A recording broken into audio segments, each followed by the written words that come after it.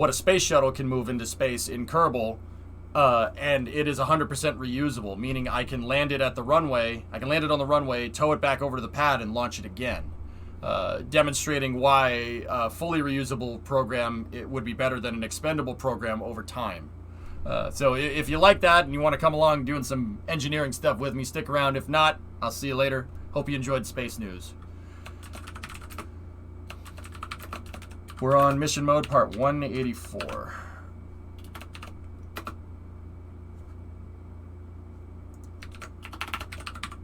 Also, chat gives me deadlines for completing these projects, just like NASA has deadlines. And the direction of my space program is subject to chat's whim by voting on deadlines and contracts. Literally, I let Twitch chat denote how I'm going to play KSP, which I don't know if is a good idea in the long run, but I'm enjoying it thus far, I will say. Ghostbusters trailer. Oh. I was going to watch that on my own time. I still have it open over there. Did you get my report? I have, Yarg. Yeah, you're confirming what everybody else has basically said. The thing I'm most worried about is the landing gear touchdown. A lot of folks are coming to the same conclusion that you have. When they try to touch the thing down, the landing gear crack and strike. They break off. So we might have to reconfigure the landing gear based off of some test flights, but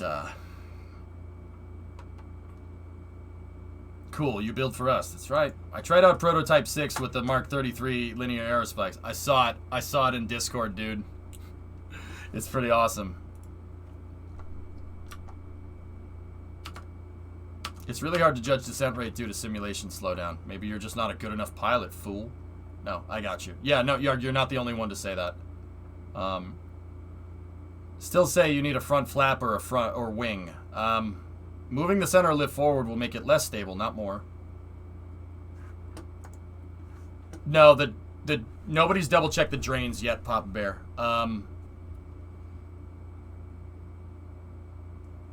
MGB, let me see that picture. Yeah, dude, with the arrow spikes. That's sick, man.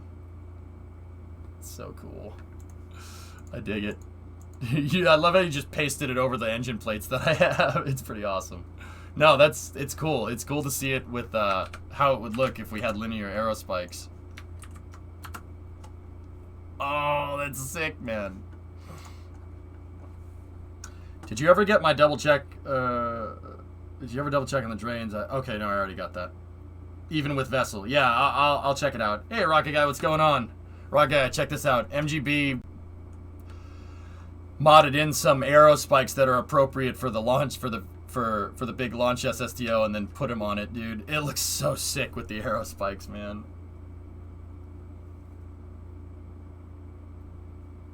Alright, you don't want to get to orbit and not be able to drain. I could always use the RCS to do it, Papa Bear, but yeah, for sure. That looks amazing. And they're kind of clipped into each other a little bit. Yeah, the two of them clipped into each other. The real Ventral Star was supposed to have 7, dude, so these arrow spikes are big arrow spikes, dude. Modded gameplay incoming? I don't know. It's still cool to see, but not yet. Okay, so before we jump into KSP, chat wants me to see this trailer here, so let's see. This is the trailer for Ghostbusters Afterlife. I'll admit, fellas, I wasn't even considering seeing this dang thing, but you guys are seem to be on about it, so let's take a look. You're a great mom.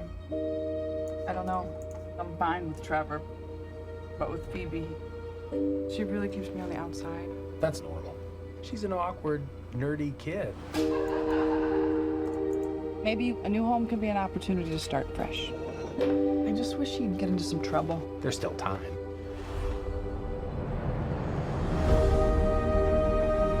Nice ranchero. What are you doing here in Somerville anyway? We're completely broke, and our grandfather left us this creepy old farmhouse in the middle of nowhere.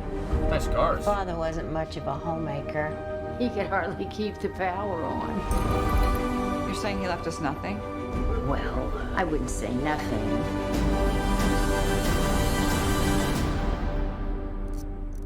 went with the station wagon? It's the only one that had an engine.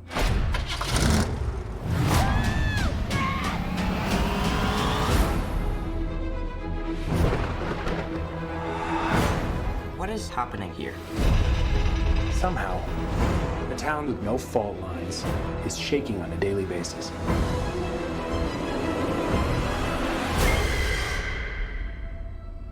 Maybe it's the apocalypse. Egon came out here for a reason. Are you troubled by strange noises in the middle of the night? Do you experience feelings of dread in your basement or attic? Have you or any of your family ever seen a spook, specter, or ghost?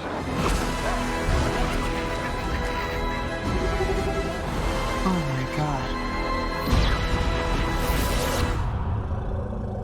You guys hear that? Something's coming. The whole city. It's like The Walking Dead.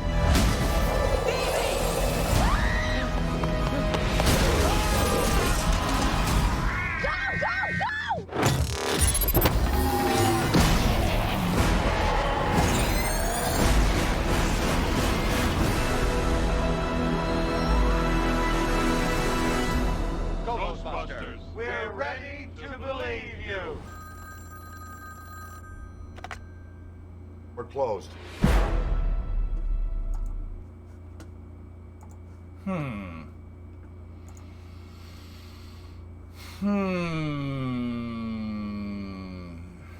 Are you the gatekeeper, chat?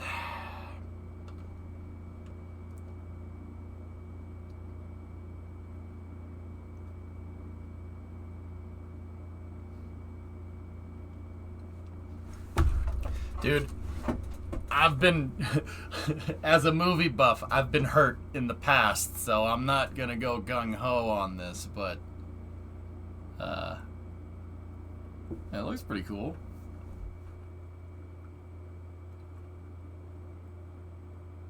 Look at the recommended videos in the shot of the OG Ghostbusters crew, okay? Can't mess with this too long, guys. We got work to do. Alright, let me see. Yeah, Slumby, I'm not... Yeah, no, I never really was on board with any Ghostbusters that didn't have... Any Ghostbusters sequels that didn't have the original cast in it. That's really not cool. Yeah. Winston. Where's the YouTube video?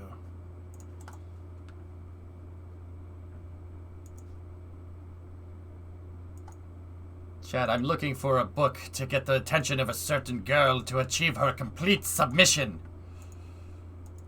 Sorry, that's from Ghostbusters 2.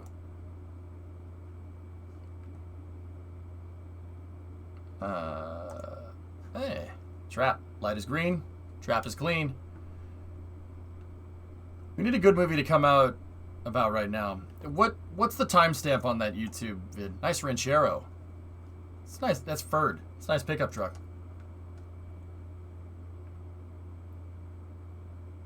More towards the end. I think the scene you're looking for is at the end. Okay. Are you troubled by strange noises in the middle of the night? I love how they intentionally made the, They intentionally made it look, yeah, like the old Ghostbusters. Yeah, that's pretty cool. 2 minutes 17, okay.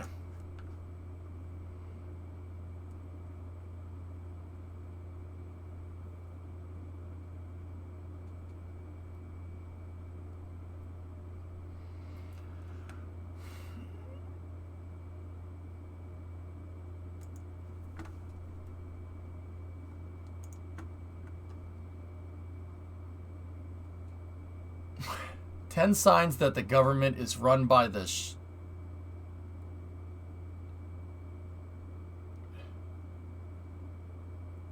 Where are the Ghostbusters now?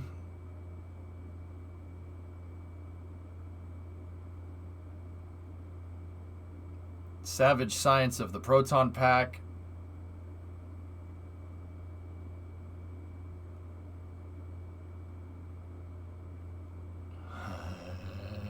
Yeah, that is tested, isn't it? That's Adam Savage.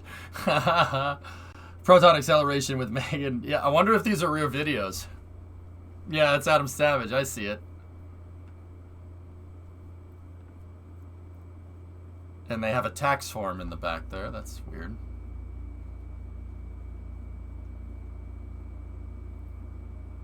Oh. Oh. Oh. No. No. No. No. No. No. I can't see this movie anymore, guys. Sorry. Sorry. Deal breaker. Nope. Can't do it. Nope.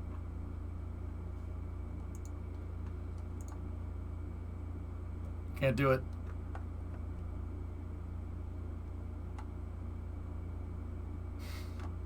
I don't care. Yeah, no, I'm not knocking Edge. It's just trendy to do it. No, I'm just making a joke. It's all good. Can I see some of those cars that are at the beginning? So let's see. Just real quick. So there's a Ranchero. That's cool. And then, okay, Stranger Things kid. Yeah. 61 Cadillac. That one is a 58 or a 59 Caddy.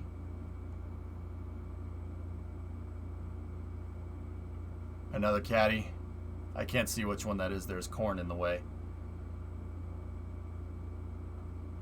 He looks like a mini version of Kylo Ren. They restored the original Ecto-1 for this movie. Cool, cool.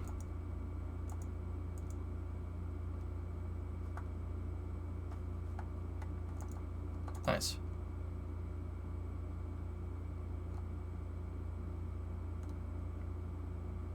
Yeah, so that's it's a 59 Cadillac ambulance. That's what Ecto-1 is. Nice. Yeah, exactly, Warhawk. That's why that's cool. They're all caddies because he was looking for parts for Ecto-1. Neat.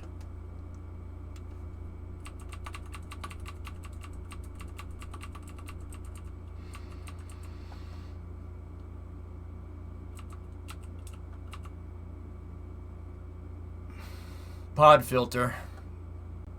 Okay, so you swap the engine, and it's got an aluminum radiator with a automatic transmission. Yes, I can tell. See this thing right here? That's an AT cooler. You don't have that if you're... It's an automatic transmission cooler. You don't have that if you don't have an automatic transmission. It keeps the transmission fluid inside of the automatic transmission cool. A2 coolers are mounted right to the front of a radiator, even on modern cars. So it's got an aluminum radiator and a pod filter, which engine swap. Now, the real question is, what engine would have that intake on that side? So the intake in that position and the tube behind it indicates that the intake runner has the throttle body on the front part of the motor. So LS, I'm guessing. Hellcat? You don't put a Hellcat engine in a Cadillac. I'm sorry. That's just that's a car faux pas. Don't do that. There's a battery shut-off switch right there, and obviously a new battery. See that right there? That's a battery shut-off. You turn that to shut the power off to the car. How are you doing today? I'm good. There used to be this cool pick apart in North Hollywood called Cadillac King, just old caddies. Oh, that's awesome, oh snap. Maybe we should, if it's still, you said used to be, so if it's not there, I don't know, we might need to find another place and bring EJ's restorations back. Might need to do that. So, yeah, the position of that filter is telling me that this is a newer motor, and this Cadillac is really frigging heavy. Ecto-1 is a very heavy car. It's an American car from the 50s, and Cadillac is about as heavy as you can get for an American car from the 50s. It was either that or an Imperial or a Lincoln. They were all really, really heavy. So you're gonna need something with power and torque to move that. So judging by the location of the pod filter, I'm gonna say that it's probably an LS.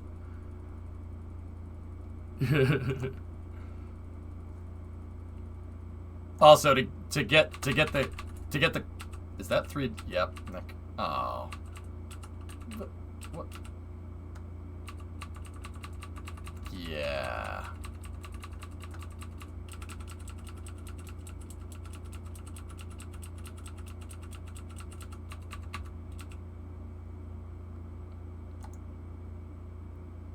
It's a hearse? Crafter, it's an ambulance. Not a hearse. It looks like a hearse. Could be used as a hearse, but it's an ambulance. That's why it's painted the way that it's painted, red and white. What hearse do you know is painted white? Jason Reitman is Ivan Reitman's kid. Ivan Reitman's the guy that directed or wrote, he was the writer on the original Ghostbusters.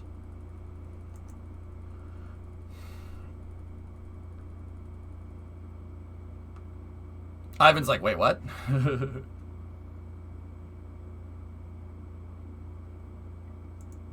It's an LS3? Let me see.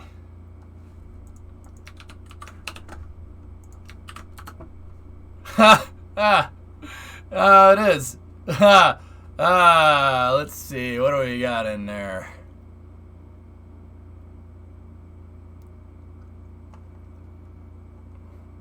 Huh. Okay. Huh. Movie cars, Chaos, are not... So, the thing about movie cars is that they're not designed to be... They're not designed to look nice, they're designed to work. Because at the end of the day, you need the car to just work, and that's it. So, yeah, movie cars are generally very unkempt around in the wiring department. I've seen a bunch of movie cars, dude. I had the privilege one time of going and checking out a studio backlot one time. But it was a backlot. It wasn't a studio backlot. It was a company that supplies cars, like old cars for movies. Yeah, it doesn't just get it working. That's it. It needs to work, and it needs to be reliable. It doesn't need to be pretty. KSP. Yep. That's a GM. That's a Delco Master Cylinder right there. Not power brakes, though. Indicating... drums. They have a line. They have a fitting adapter right there. It's still got its drums in it. Interesting. No, that can't be, dude. That can't be. Why would you use drums with this? Is that an oil filter up at the top? It looks like this LS engine could be a dry sump, and if it's a dry sump, yeah, there could be this could be a catch can and an oil filter. And that's the other thing. With Ecto 1, they probably have 3 or 4 of these things. You have... Just like you have... and I'll get into KSP now. Just like you have... you have an actor and you have a stunt double. They have a show car, and that's the one that they make look nice. And then they have what's called a second unit car. The second unit car is usually the one that gets destroyed. That's the car that gets beat up because it's doing all the performance driving. That's what's... all the stunts... for a movie is called the second unit. That's under the second unit in film production. So just like actors have a stunt double, cars do have a stunt double as well. There's usually 5 or 6 cars that are all more or less identical, but one of them is the show car. That's the one that you use for close-up shots, just like an actor versus a stuntman. Nice, Moto. That's cool. Yeah, it's called, hero car or villain car. Mm-hmm. Like all the cars from the Dukes of Hazzard. Yep. I watched a video on the Restore. It was originally a hearse, and they were going to keep it black, but they decided to change it to white. Interesting. Speed destroyed a few buses for their stunts. Oh, yeah. Cut them in half. I mean, Rocket Guy, they make rigs, too. There's set rigging, and there's second unit rigging in movies as well. So, like, some of the shots, like, okay, in Speed, for instance, when Sandra Bullock is driving the bus, she's obviously not driving the bus, but she's not behind a green screen or anything either. What's going on is she has her hands on the wheel, but the bus is on, like, a chassis. The shell of the bus is on a chassis, and they hook the steering wheel into the steering for the bus, but like on the other side of the bus that they're filming from, there's a stuntman that has the wheel that's actually hooked up, and the wheel on the bus is just connected in, and she's just moving her hands with the wheel. And that's how they get second unit shots, because the camera is really close. You know, she needs to focus on acting and not driving, or he or whomever. So yeah, they usually cut up stuff, and they make all these cool rigs for cameras to be mounted in certain spots. It's really interesting stuff. So one is Rick Dalton, the other is Cliff Booth. Yeah, nice. Yep. Have you ever seen the Agaras they used for the Need for Speed movie? They're all mock-ups. No, I haven't, but that's cool. You should see some of the engineering involved in making these second unit rigs. It's really cool stuff. It's like some hot rodding stuff, dude. It's really cool. Like when they took a mock-up of the race car in Ford versus Ferrari and chucked it with a cannon at Road Atlanta.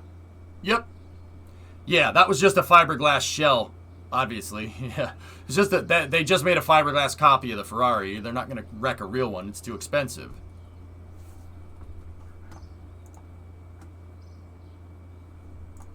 Yeah, there's, rigging like this here. Like, see? Yeah, this is all rigging for different cameras and stuff, and then the trailer hitch is welded to a hitch on the side of this truck. And this is the camera truck, and it's all welded to work as one piece, which is really cool. Because, like, if you think about it, the trailer doesn't pivot. Well, actually, it can pivot in this design. There's no aft attachment there. So the trailer can pivot, and they mounted the trailer hitch off the side there. Do you know, like, think about how strong that bar actually needs to be able to pull the damn trailer and not bend and break. It's actually a really cool engineering problem to solve.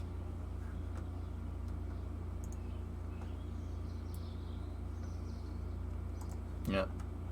Yeah, you guys are all Googling pictures of movie rigs now. Yeah, pretty cool, huh? You know, Supernatural. The main car used in the show was the Javelin. The cool thing is when the show ended, they actually gave the two main actors the functional Javelins in the style of the car show. So Sam and Dean. It's not a Javelin, Karama. It's a 67 Impala. It's not an AMC. It's a Chevy. Yeah, the 67 Impala sedan.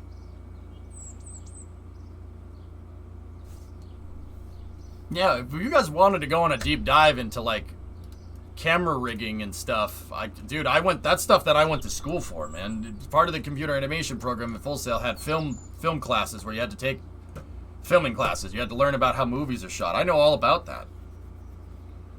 Sometimes they get your cars mixed up. No problem, Krav. It's all good.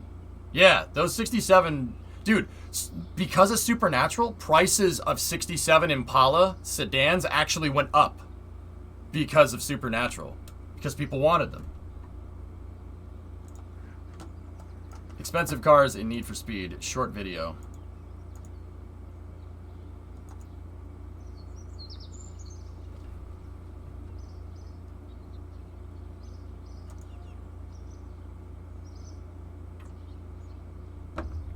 Yeah, it's really cool. Movie car rigging and stuff.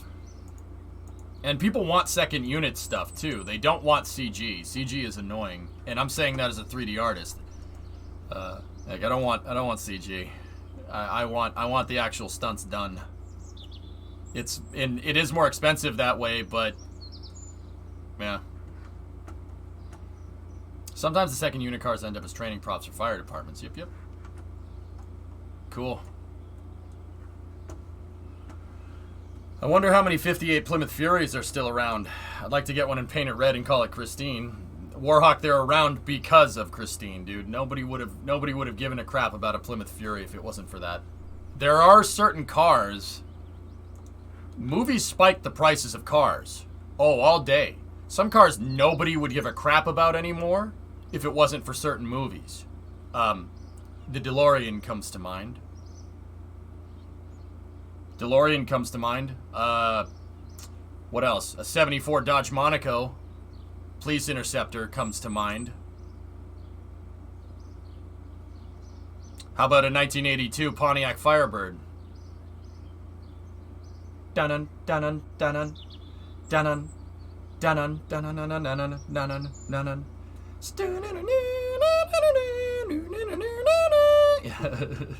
Mark IV Supra, a more modern example. 69 Dodge Charger. Actually, Toretto's is a 70. It's not a 69. Dukes of Hazzard is a 69. 79 Trans Am from Smokey. There you go. I'll take the DeLorean with a nuclear reactor in the back that can do 1.21 gigawatts. Thank you very much. Yeah, Doc overseed one critical thing, Solaire, with that is that if you have enough nuclear material in there to generate 1.21 gigawatts or gigawatts, that's, what is that, 1,200 megawatts? Yeah? That's a lot of power. Yeah, I mean, they had rad shielding in it, but honestly, that DeLorean would give you cancer over time. Like, a lot of it. A radiation suit ain't gonna save you from that.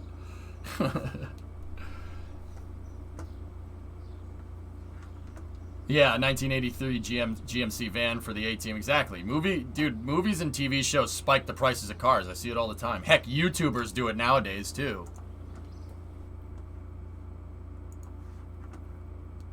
That's why he switched to the Mr. Fusion. Yeah, he switched to Fusion instead of Fission. Mm-hmm.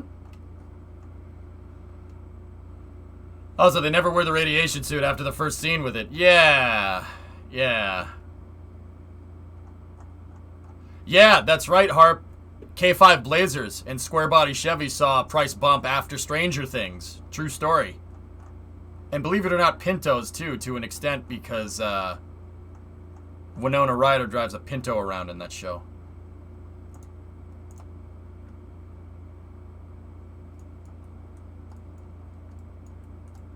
That's true, Shortline. Doug DeMuro spikes the prices of cars, too. Yeah, absolutely.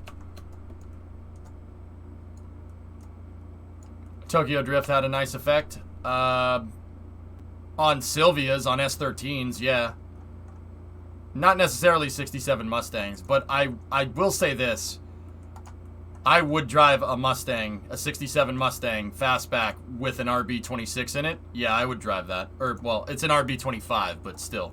From a Discovery, go at throttle up. It's an RB25. I'd drive that. Car would be fun as hell to drive. Mustangs were designed for 6 cylinders. Funny story. A white Bronco after OJ? Pembo, there are very few things you can do in this world to get a car company to just straight up stop making a vehicle. Yeah, Bronco sales tanked after OJ. Really, really crazy, actually. Yeah, Initial D with the Hachi. Yep, same stuff, dude. Yeah.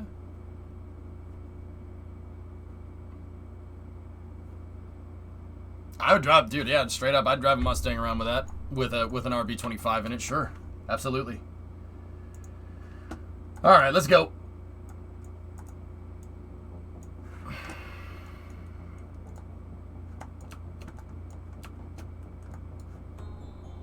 Mustangs were originally designed for sailors' wives in the late 50s.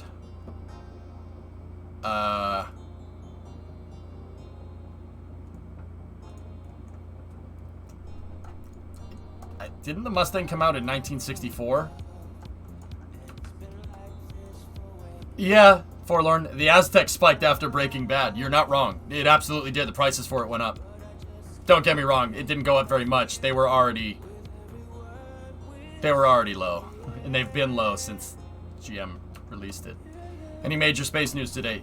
Jason, yeah, Harp, yeah, go back into the space news, dude. Yep, it was designed as a car for women originally. I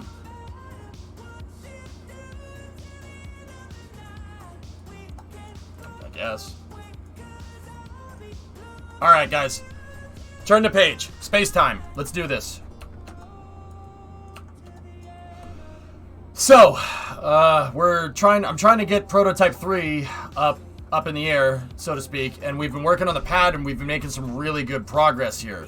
The pad passed load testing the other day, or actually this morning.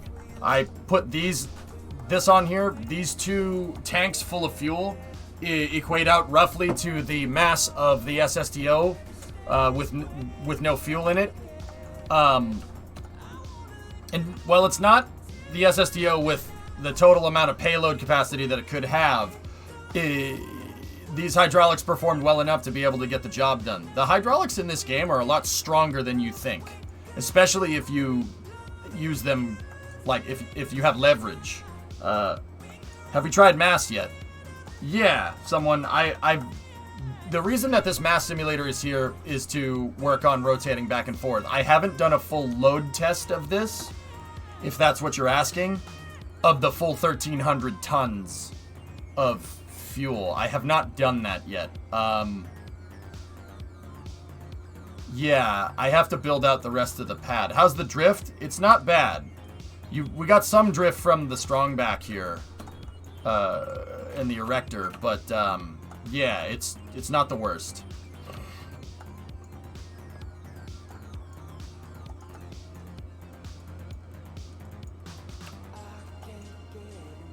All right, so the rotational load tests are good.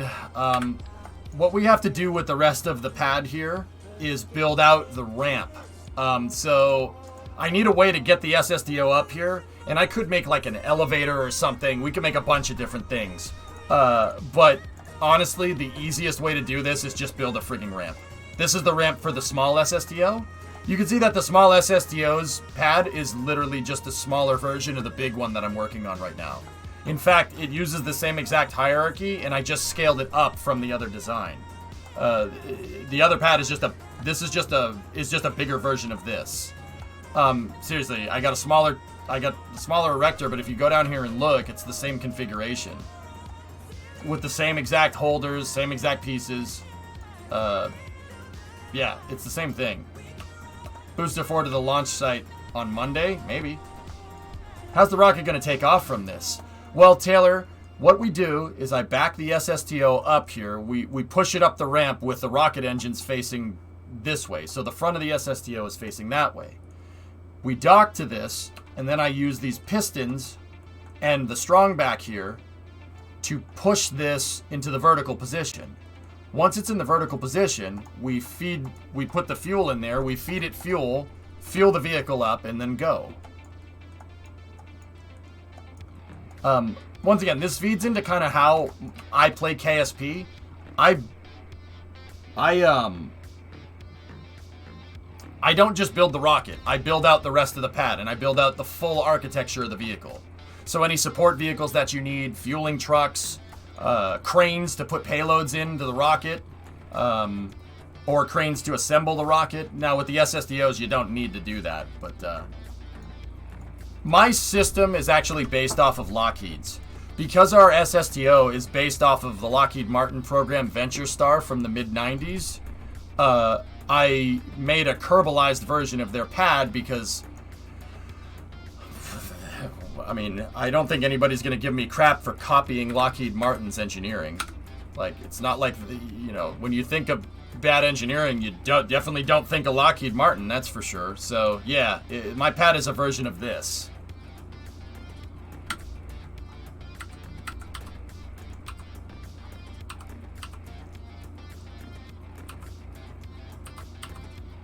Bird!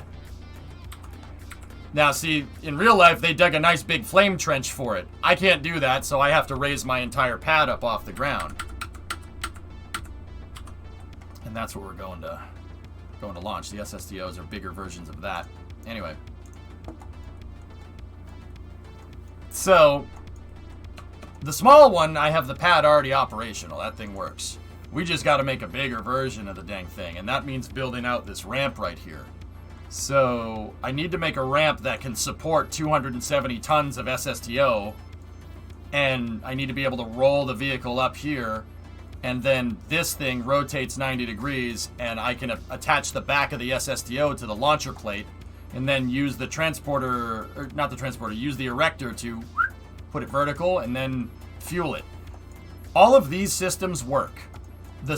All of those systems thus far work just fine. Everything works good with this, and there's minimal drift from this, from what I can tell.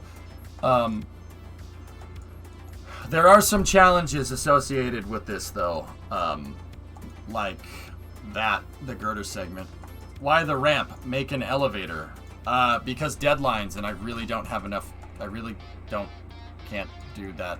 Time keeps on slipping into the future.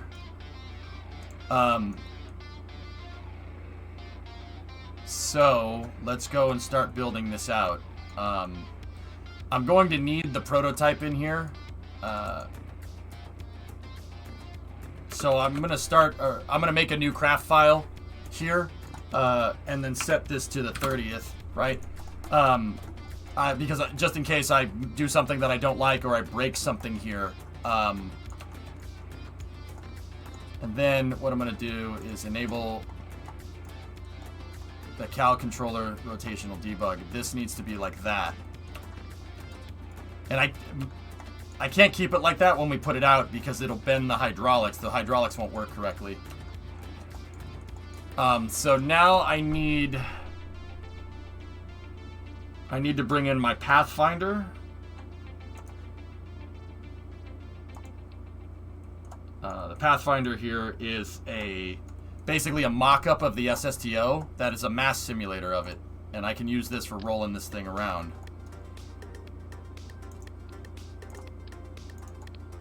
We gotta attach it to the plate right here.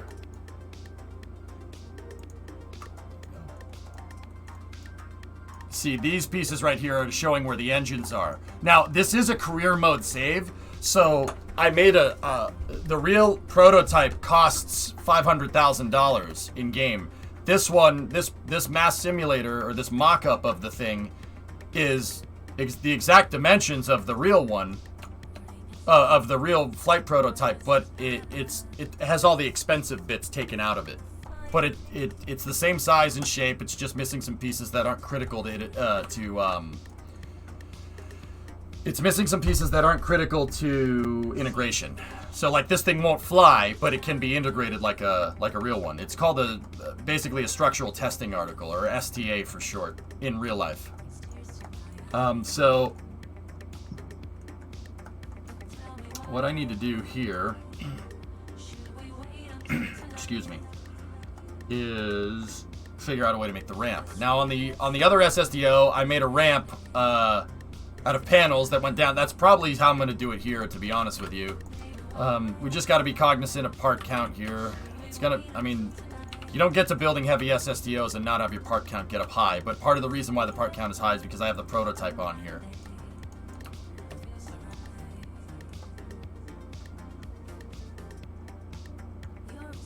In KSP with engines, it would fly. Yeah. Alright, so we're a little bit higher up off the ground here. So the first thing I'll do is probably get in here and start building out the panels for this.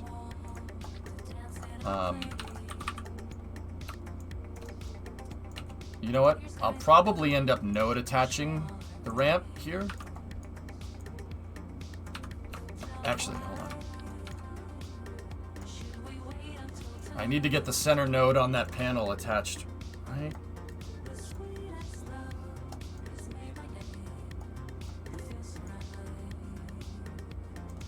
Oh, almost had it.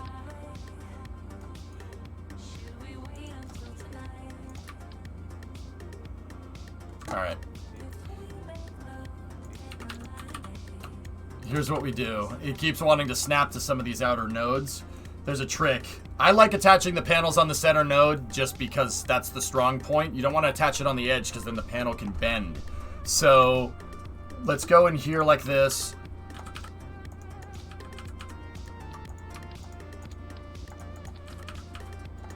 And use nose cones to cover up those nodes. And where's the center one? Right there. Good. Now we're attached with on the correct node, and we know for sure because we covered up all the other ones with nose cones.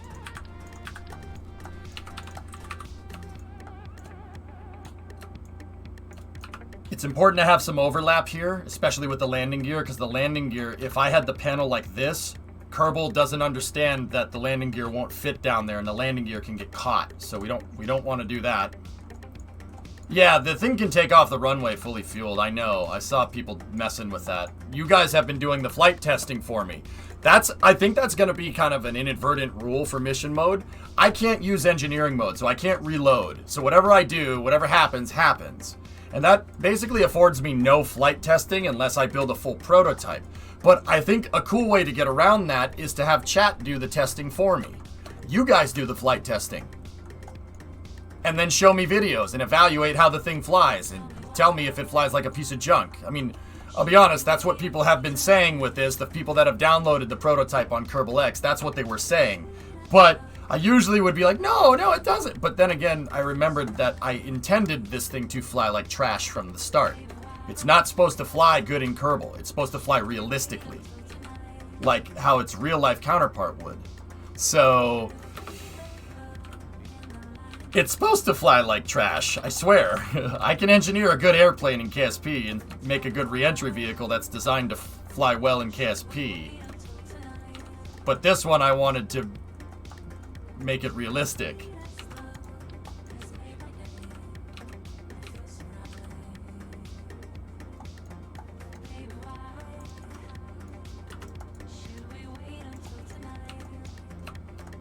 How's it going? It's going good, drummer. How's it going with you? So, this launch pad. Oh, jeez. Okay.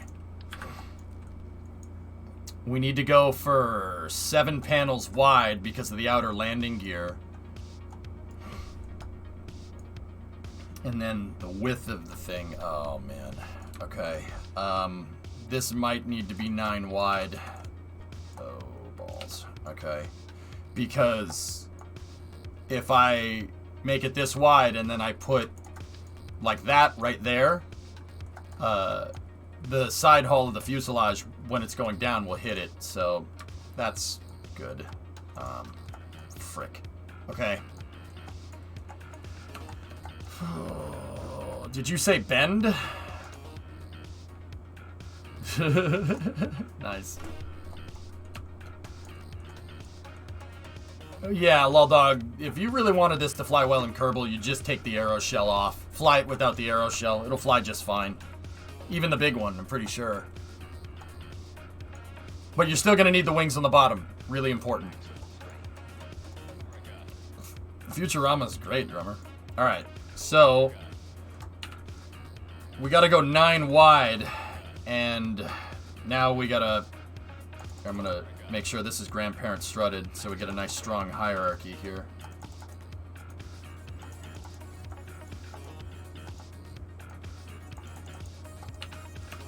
Don't you need space for the truck and docking maneuvers to the pad? Of course, Toma. A couple of things I was thinking about on the prototype is moving the positions of the landing gear slightly. If you butt Mark III fuselages together like this, they get stuck in these grooves right here. The landing gear can get stuck in the groove, and it actually can use it as a track. I used to do that with other launch pad designs. I used to line the landing gear up on certain vehicles so they would get stuck in the track. Now, I don't think that moving the landing gear on the prototype is going to cause me any particular problems. But we can use these tracks to help... we could use the tracks to help... guide the vehicle in.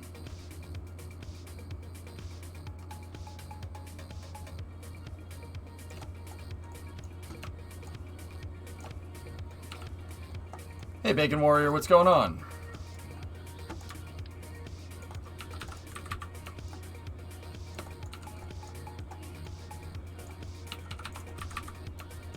Now, the other thing that we have to remember is that we are holding up a pad that... This thing is 270 tons. We have to make a ramp that can hold 270 tons. That could get complicated.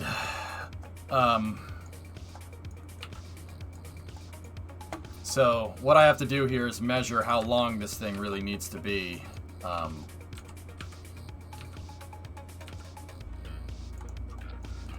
Tired, relaxing after a long day. Yeah, I got you.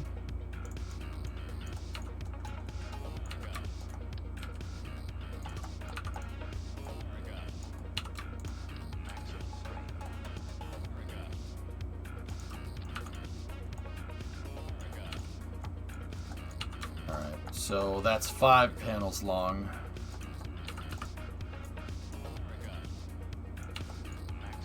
That's 9. 17. Oh, crap. This ramp's going to need to be very big. Because, remember, our pad is slightly higher off the ground.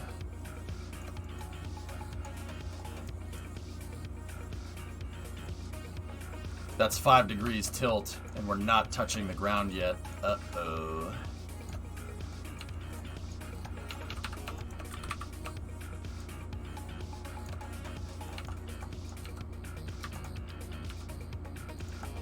Oh crap.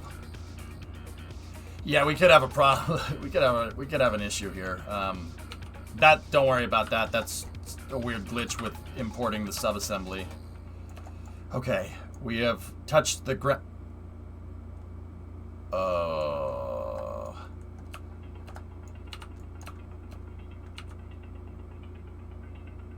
So how far are we?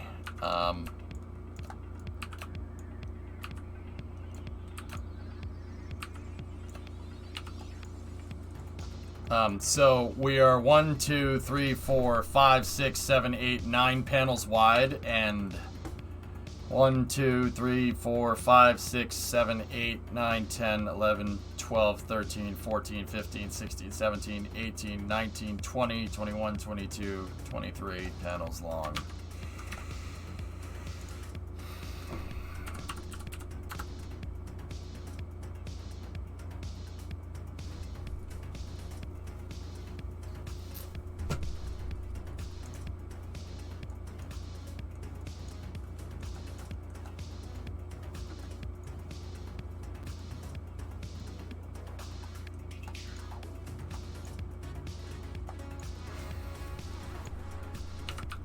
Where would we be at if we make this 10 degrees?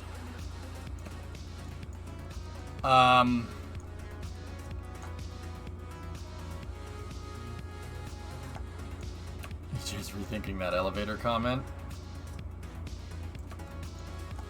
Dude, an elevator actually might be less parts. You're pushing Kerbal with that ramp? Eh, not really. The pad is 650 parts before I started adding things. So we add another 200, we're at 850, and then we add the sides, and we're about 900 parts, and a 600 part SSTO. It's not pushing Kerbal, but what that is doing is pushing frames. Yeah, I don't think my computer can take that. Well, no, that's not true. The computer can take it just fine. It'd really be okay. It would be choppy, but it would be okay. The thing is, though, is that if I have a regular rocket, okay? A rocket that, you know, is a first stage, and then I stack the second stage, and then I stack the payload, and then we move the equipment out of the way, and then we go to launch it, that is less parts. So it's going to take... So our simulation rates will be higher. This thing... It has a much simpler integration, but that integration, even though it's much simpler, takes longer. So this could end up actually taking a longer period of time than building a 2-stage rocket. That completely defeats the point of making an SSTO in the first place. It completely defeats the point. There's no purpose in doing this. This does not save us any time. Yeah, we're fully reusable. It'll save us money. But if it takes an hour to put the SSTO together to get it on the pad and fuel it, and it takes an hour for an expendable rocket to do the same thing, the only benefit that everybody gets is that we can save some money in mission mode. It completely defeats the point because the SSTO needs to be rapid. It needs to be able to be rapidly turned around, or else why do it?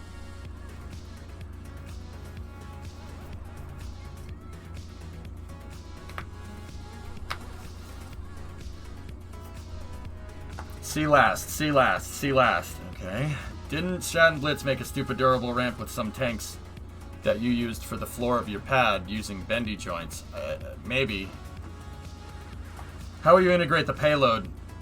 We kind of said that because of the higher part count than anticipated of the SSTO and now the pad, that it would be better to make a processing facility that's not in render range because of performance.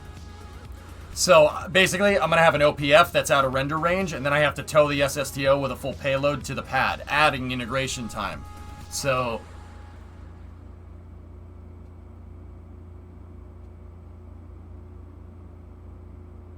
I'll be honest with you guys. An elevator might end up being less parts. Luizo, you might be right. An elevator might end up being less parts. Let me just kind of build this out and see where it takes us. I'll get rid of that for a second, and then. So this would need a down pillar. So just give me one of these, and I'll just attach this and just kind of place it where I think it needs to be. I'll just do a quick mock-up. So.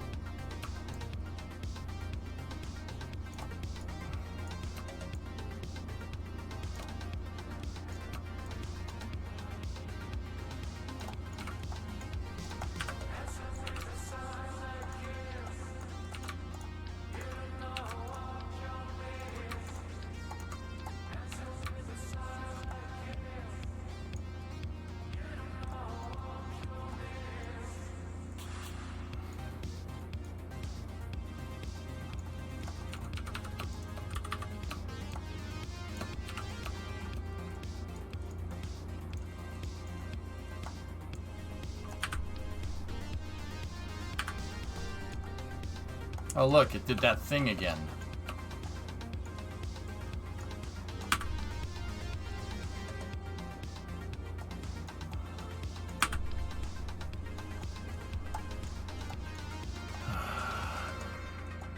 All right.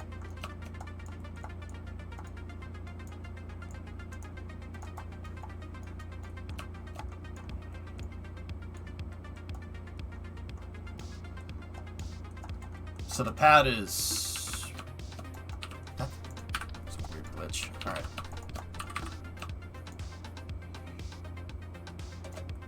So let's get a ballpark of what we're looking at for final part count. Let me just get rid of this for a second.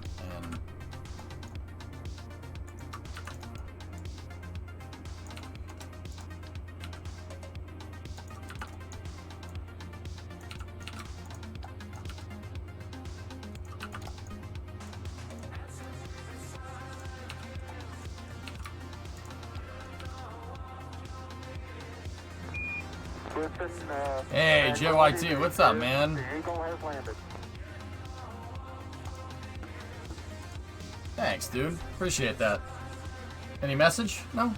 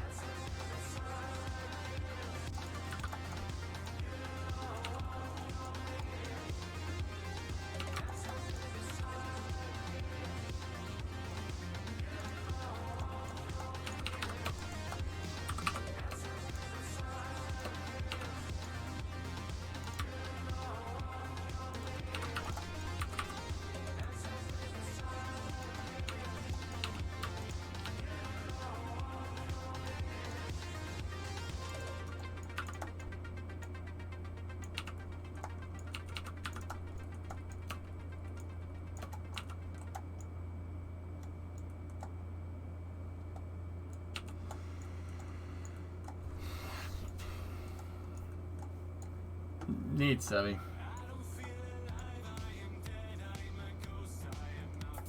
Yeah, their grandparent strutted broke, yep.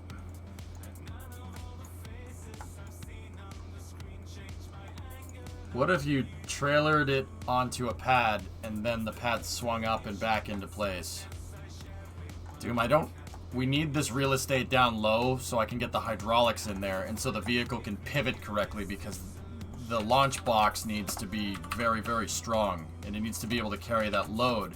I need to be able to turn the thing in a way where the wings won't touch the pad and anything. That makes it so it needs to be high up off the ground, which is a little bit concerning here because it's 840 parts, and that doesn't even include the fact that I need to strut all this.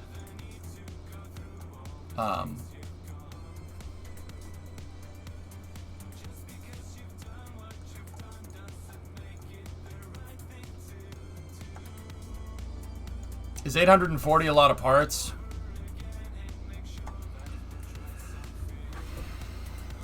Yeah. But you gotta remember, I have to strut everything. So this is going to be... This pad will probably be around 1,000. I think it's... I'm thinking it'll probably be 900, maybe, but I'll figure 1,000. And the SSTO is 640 parts, 647, with no payload in it. So, take into account if we're launching like a complicated thing inside of the SSTO that needs like a robotic arm, add 100 parts to that. So the full SSTO will be about 700, 800 parts, right? And the pad will be 800 parts and will be at about 1,600 parts in scene. It'll be slow. It will be slow. Yeah. Roll it onto a lowboy crawler, then raise that up, and then dock with the pad for transfer.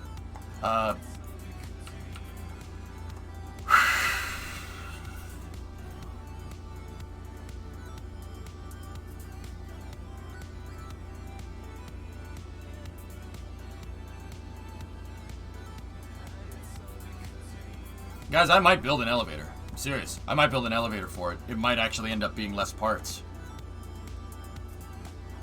The ramp is a lot simpler. It's simpler, but it's more parts.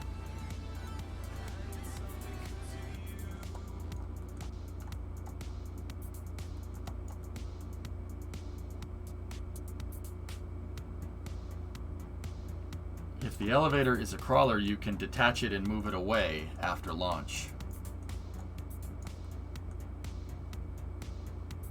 Well, Death, that's why I made... This is already a different file. I did that on purpose, because I had a feeling this was going to happen.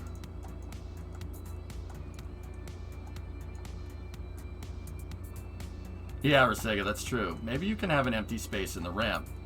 The wheels aren't touching all the surfaces or the ground. Yeah, but SG, if I'm rolling the thing up, landing gear and Kerbal sometimes likes to drift around. So if we did that, I would need to ensure that this has some type of way to align itself so none of the landing gears fall. That's, yeah, basically the end. Yeah, none of the landing gears fall. How about the whole ramp be a separate craft?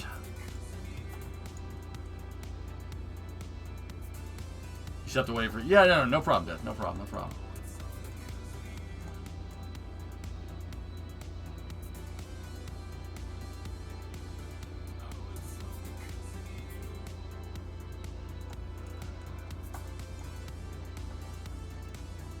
Well, alright, let's do some quick math out here. So, if we're going to make an elevator, we need that elevator to be able to move 270 tons. So how much force do the hydraulics need to elevate the thing? Well, I'm pretty sure the telescoping hydraulic, the 3PT, is enough. That has enough extension to move the thing all the way up, right? The real question is, how freaking many of these do we need to be able to lift it? The vehicle's 272 tons, so believe it or not, guys, because this is force, so it's kilonewtons, and thrust is also a force that's also measured in kilonewtons. We can do the TWR formula right now. I can just bring up the TWR right there, and we can plug that in and figure out what we need to push this thing upwards. So each one of these cylinders has 800 kilonewtons of power, right? So if we plug that in, we do thrust, so 800 divided by full mass, which is 273, we'll round up, times 9.81. That gives us a 0.29 TWR. So one of those cannot move it at all. Yeah.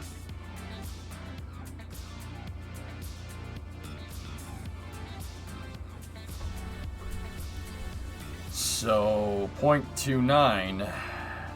Oh boy.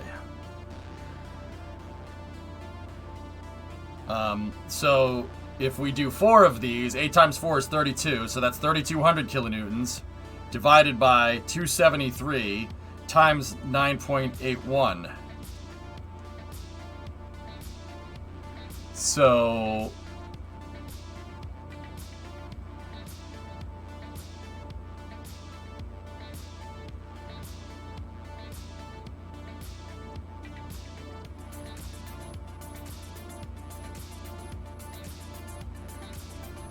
Yeah, 32. Am I doing that right? Seriously? Yeah, I mean, yeah, that makes sense.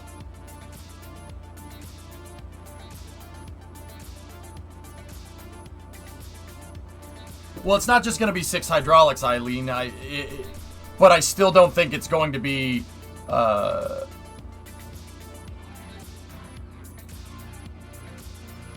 I still don't think an elevator would be 230 parts. Yeah, Louisa, you might be right. The ramp is simpler, but the elevator is less parts, even though it's more complicated. Yeah, so 4 of these hydraulics could move that whole thing up, no problem. You just need the force from the pistons to exceed the weight of the craft. Yeah.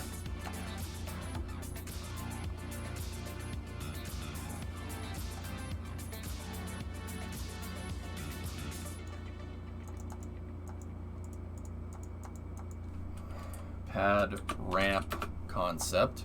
Save that. And we'll go to revision 2. Pad elevator concept. Save.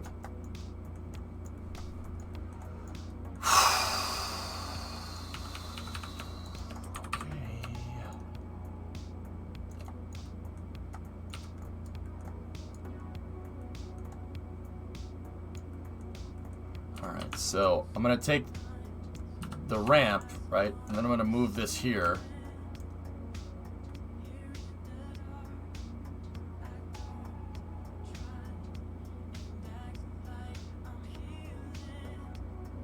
Hang on, I got to bring that prototype back in.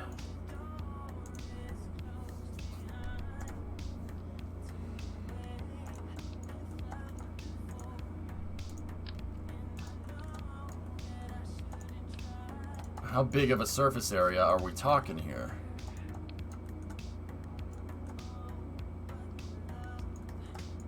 I don't know why that's doing that, but yeah, I'm gonna go ahead and get rid of it.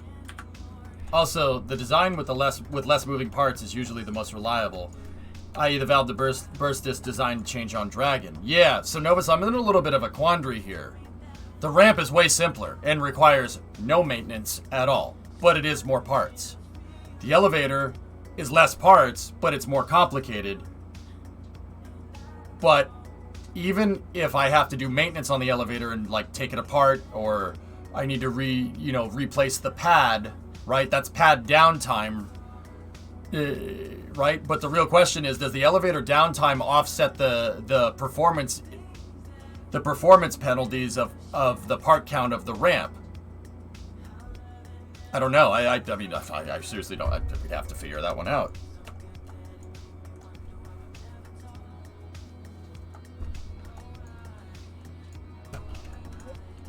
Yeah, a ramp to make sure we reach the deadline. Yeah, see, that's what I'm wondering. We have a deadline. Here, let me give an honest assessment of how the elevator part count could work. Let me attach this here. So there's our prototype. So obviously these have to be here, right? Those have to be right there because they...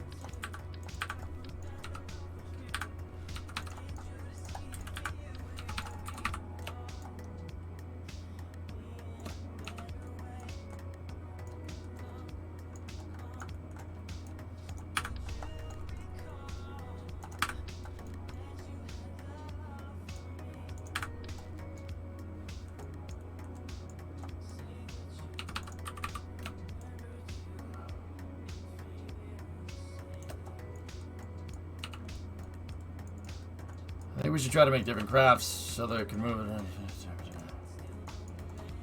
Yeah, guys, you know, yeah, Soshio, you're not the first one to suggest that, you know, moving different crafts around, etc., and having this be like you know, a transporter that can lift this thing up and attach it to the pad, etc.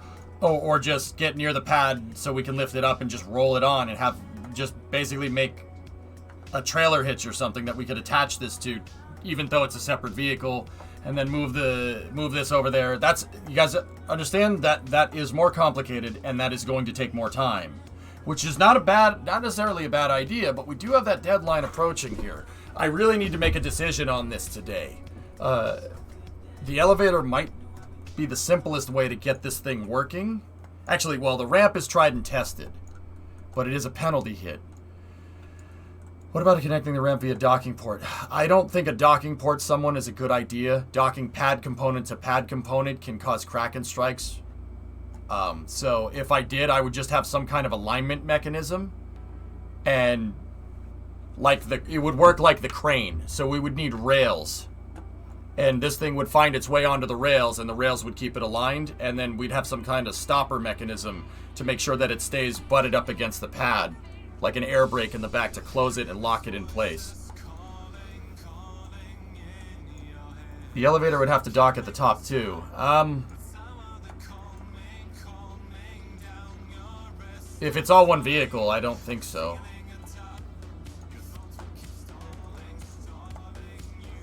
So we do it with a ramp now, take the performance hit, and meet the deadline and optimize later.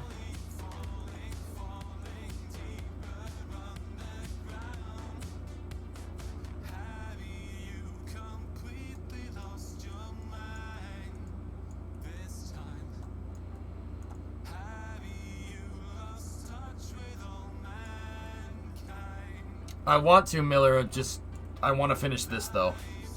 One thing at a time.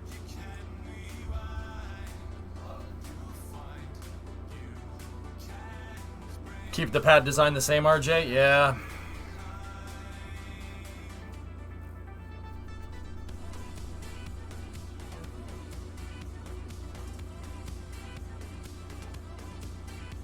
Yeah, we'll take the part count hit.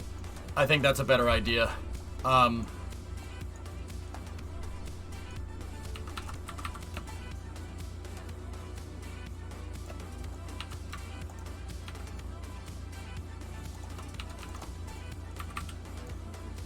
Guys, this to hold this thing up and move it correctly, this thing would need to be, I have to reinforce this to the point that I'd have to reinforce that too. The elevator might not be the best way to do this. Yeah, I'm going with the ramp option, dudes. I'll just put some of these down here.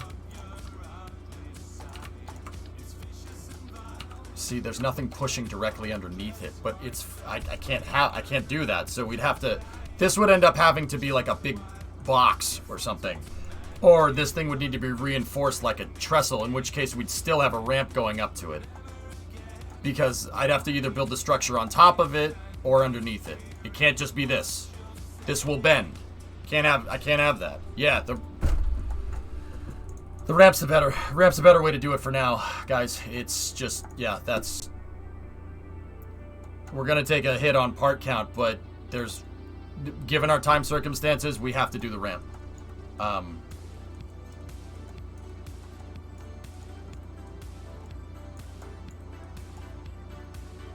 Well, Motorkid, I wouldn't want the landing gear to fall out of the tracks. We'd need an alignment mechanism, and the alignment mechanism would take up the same part count that we had if we just made the whole ramp flat. Yeah, I'm gonna build out the ramp, dudes.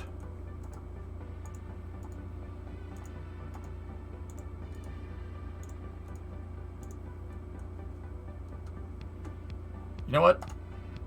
Okay, let's go build out the ramp. But if we're gonna do this way, I have a cool idea. Ready?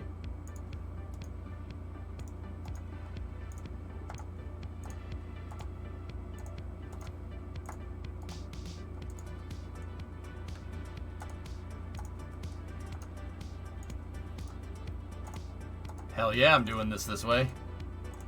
I mean, we might as well have fun with it, right?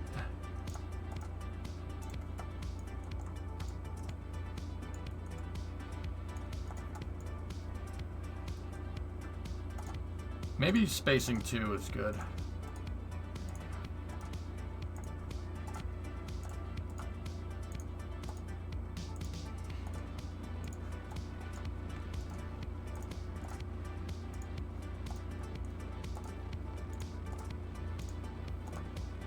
I did a checkerboard on the other one. Now I'm gonna make directional lines here.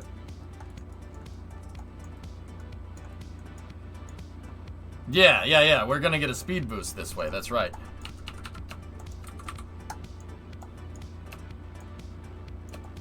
Man, I haven't made something this long in a really long time. I think the last thing we made that was almost 100 meters long was the aircraft carrier. This would look so much cooler if we made these if we made the panels out of triangles, but it's okay.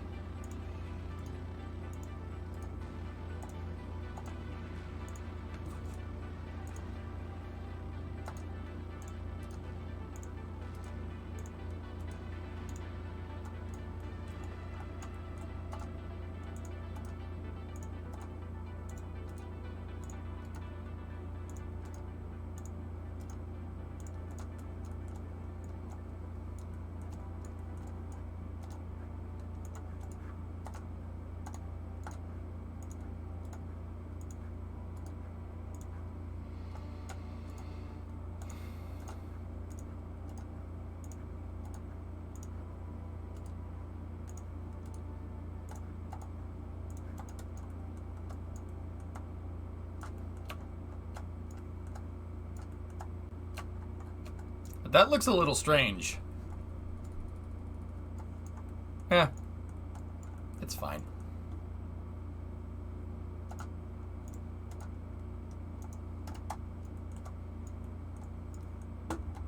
Got you thinking. What's up, Motorkid? Ignat and Will the wings clear the tanks at the start of the pad? Actually, I don't think so, Jonathan, which is why I was going to do something like this.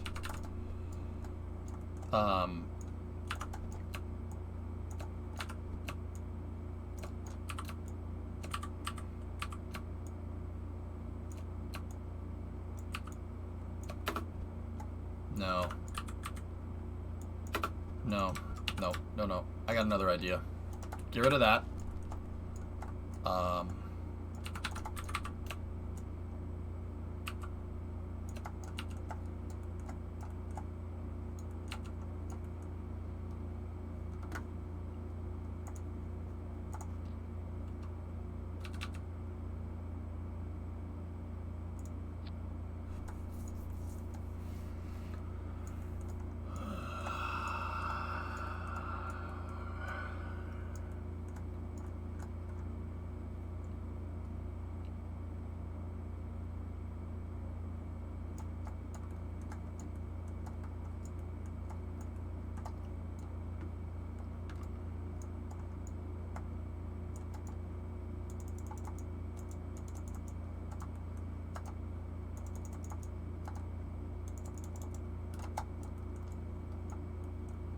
Do we still need the TWR formula on screen? Negative.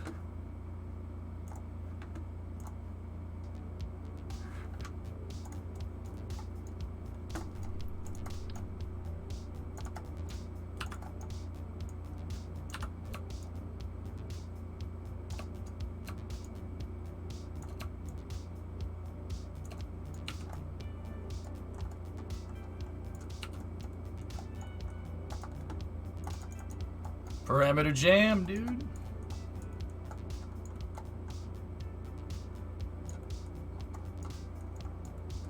Yeah, well, it's a big pad. Big. Ugh.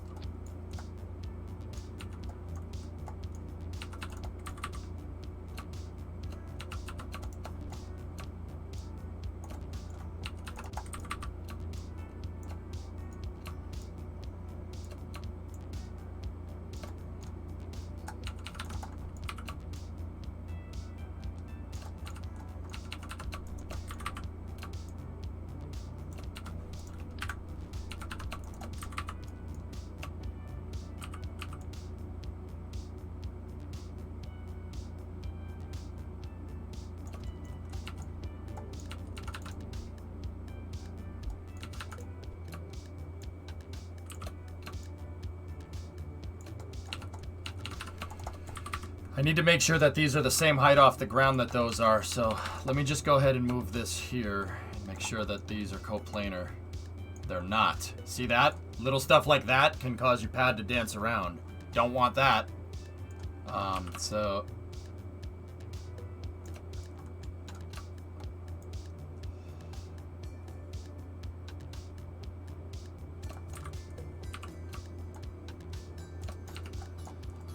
cool. Make sure we save that.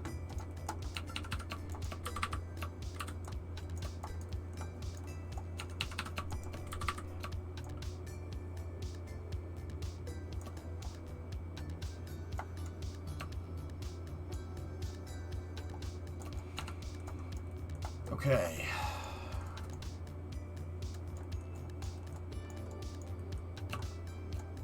Chunky ramp. That's right, boy. That's right, boy.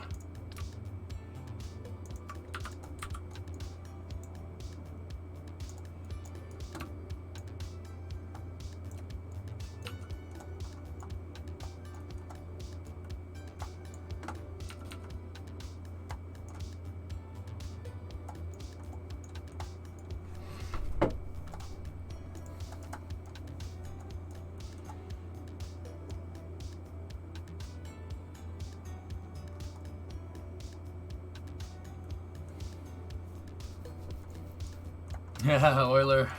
If they needed me, I'd do it. Okay, for this last bit, I'm going to do this in a slightly different way. I need these, because it's clipping into the ground, I need these to bend slightly to make the transition from the ground to the lip. Okay, there's a little bit of a gap right there. And I could leave this like this, but then that means when we time warp the vehicle, it would bend. I don't... Yeah.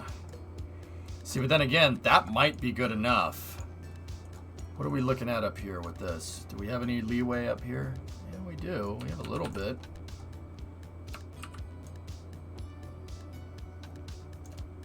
That's a... Actually, you know what? I don't want to make that go any... I need it to overlap a little bit because I don't want landing gear getting stuck. Because they will. Oh, I don't know how we're going to do this. We could have a flexi ramp. That...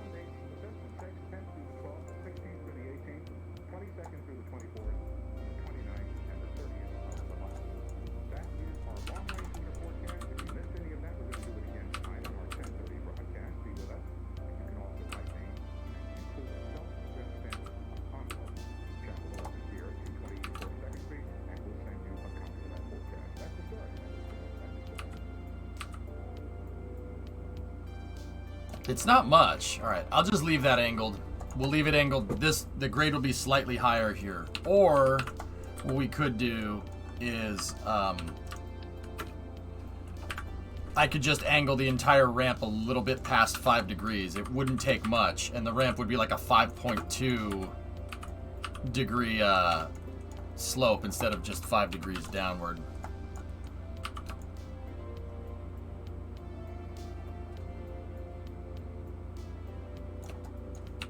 Literally like that. Perfect. Just released 7 videos to YouTube. Thanks, drummer. Okay, so this is good. Now the next thing that I'm going to need is the other ramp was small. The other ramp was small so I could run struts correctly. We could run the struts all up and down the ramp, and we didn't need any support in the center of the ramp because the other SSTO was light. This is not going to be able to hold this up. So what we need to do now is... well, we're going to need to do this.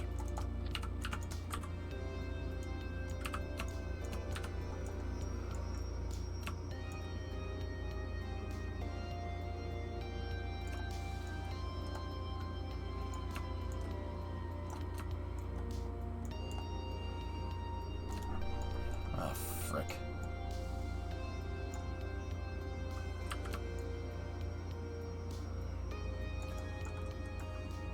We're not going to need many of these, but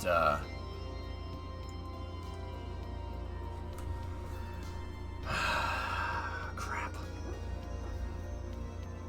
So, Guys, hierarchy question here. I'm not sure. Should I attach these supports, these pillars, directly to the ramp? And then estimate where they need to be?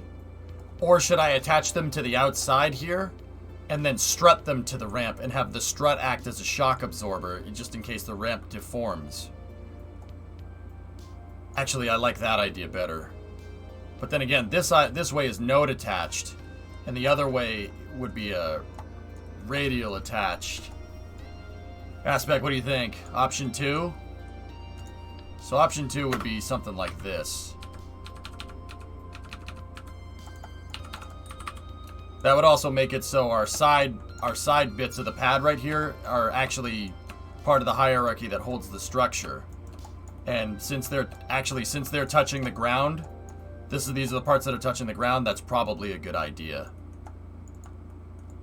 Option 2. All right. And if I grandparent strut these, what does the grandparent strut look like?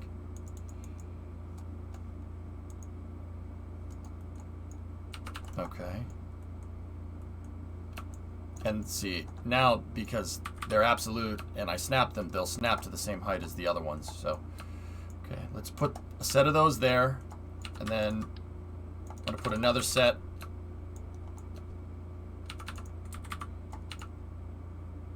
Better solution. Same idea, but a better solution. Raise this up a little bit. Take that, node attach it. Take that, node attach it.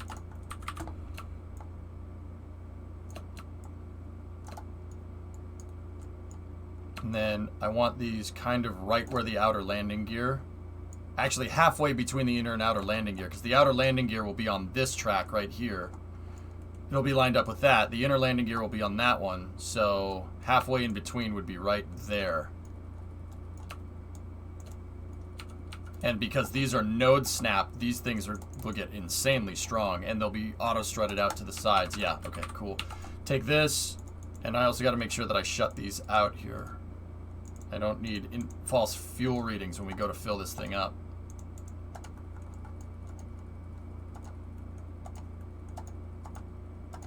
Okay. Can we get a Euro Truck Sim 2 Discord channel in the racing games? Yeah. Yeah, sure. No problem, man. Yeah, drummer, do it.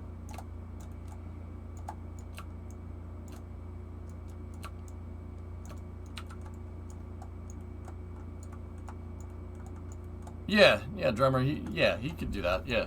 Yeah, for Dominic, go ahead, man.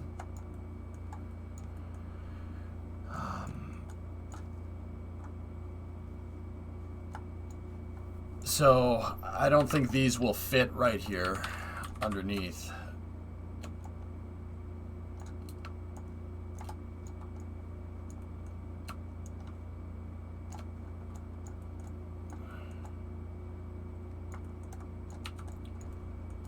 Hey David, how are you? I'm gonna make these attached to this. Like that. Can we... Now these should be on the center. They should be right here. Are they sticking out? Nope. They're not. Perfect. That actually is really good. Hey Funky, what's going on? And now... Give me the monoprop tanks, right? And then we take the monoprop out of the tank.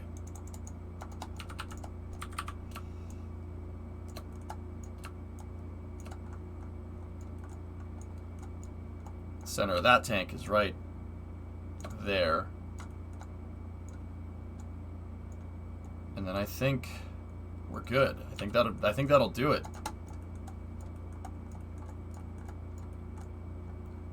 Yeah, I think that'll do it. Now we gotta strut it to the ramp, though.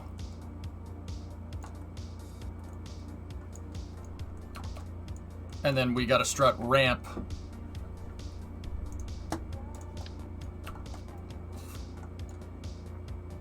Discovery, go at throttle up. Hey, Tech, gifted 5 subs. Thanks, man.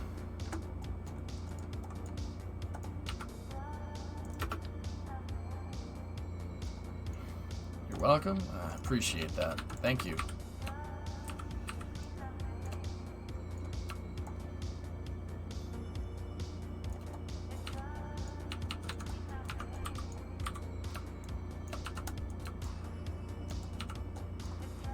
Love the channel.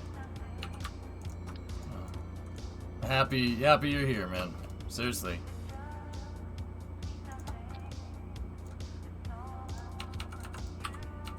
Alright, each line of these needs struts that are identical.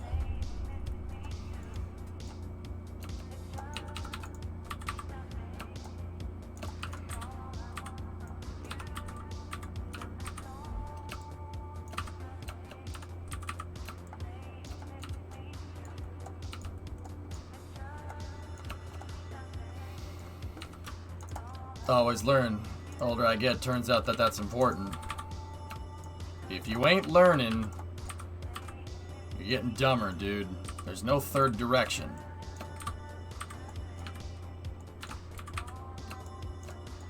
You're either growing or you're dying. There ain't no third direction. Tom Callahan Sr., 1995.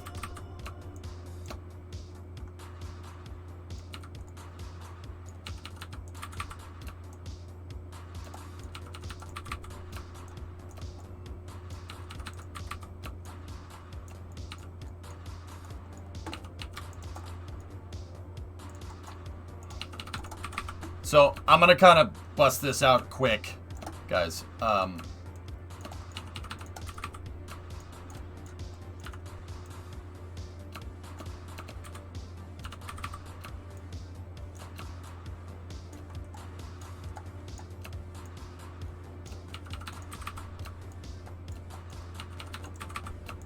least I guess as quick as we can. All I'm doing is strutting the pedal. So, like, the ramp is set up like a rib cage, see? So these panels are attached in the center, and then they go out, and then I'm going to attach them to these side pieces to kind of make a, not a triangulated box, but make a square out of it, and that should keep the ramp nice and strong on the outsides. That's what I did with the other ramp, and I'm worried about the ramp sagging in the center, so that's why I have these that's why I put these pillars in here, because what we can do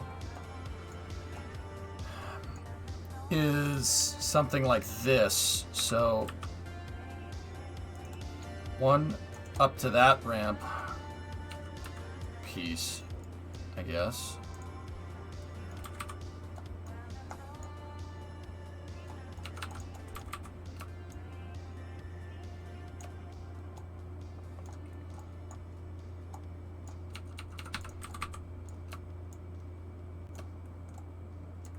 Yeah, okay. Now these are equally spaced. So like a truss. Yeah, pretty much. That's what it is, Nuggets. Yeah, exactly. Very strong.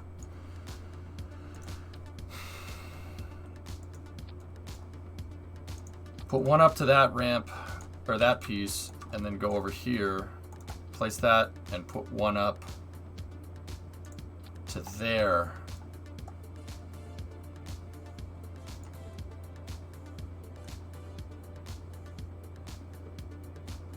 Give me a second. The booster for grid fins looking fly. Yep. Oh yeah.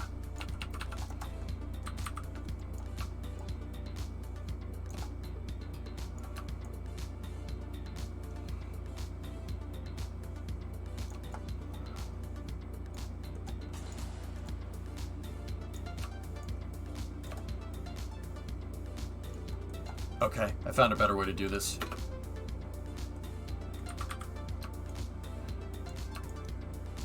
And it didn't entail hitting that button, but it's okay. So I'm going to line these up. I'm going to keep them in the same spot that they had. And I'm going to run one intermediate strut. So like we have 1, 2, 3, 4 panels out. So I want to run an intermediate right here. I'll run to the second panel, because there's no center panel here because we're an odd number from center. And then this piece right here, I'll run that to the center line right there.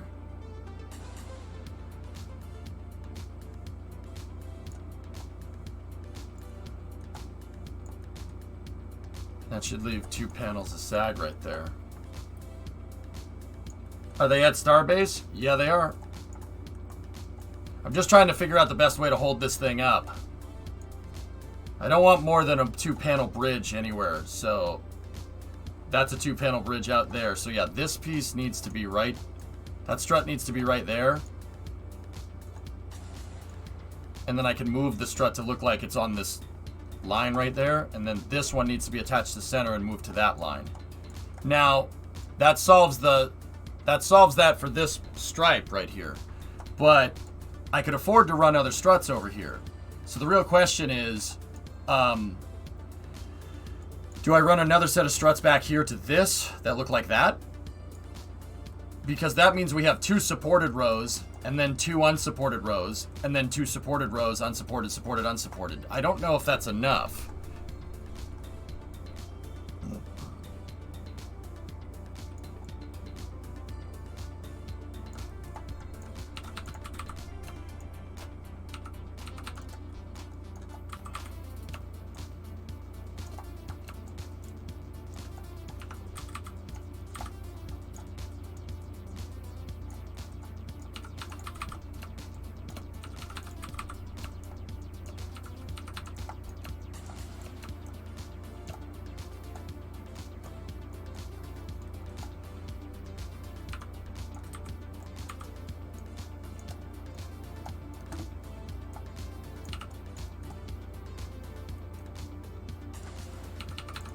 And then I said I would gizmo this one out there, like that one. Then we'd gizmo that right there. Yeah, that'll work. Yeah, I'll go 2 supported, 2 unsupported, and we'll see where that takes us. I'm pretty sure hierarchically that should be right. So that one is gonna go there, right? And then this next one will go right here. And then I'll do that pretty much all the way down. So you go right there. I'll put all the struts in and then I'll gizmo them into the positions that I want.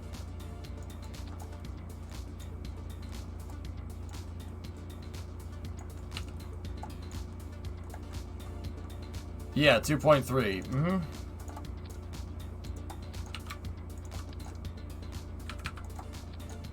Chat, that's chat's money, dude, though. That's not mine.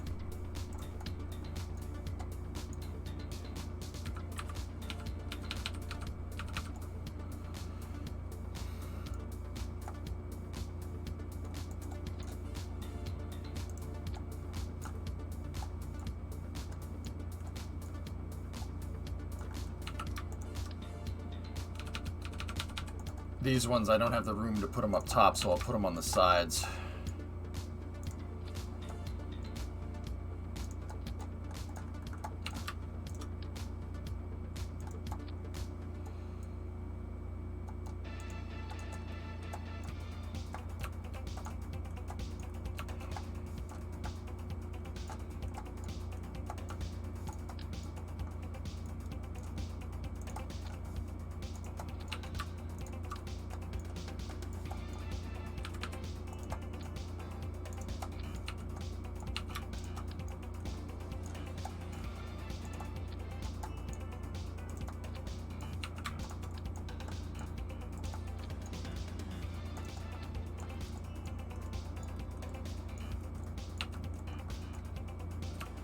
I saw this Mustang in the wild and it must be fast. I had to snap a picture. Nice. A little excessive on the wing though for a street car, but hey, whatever.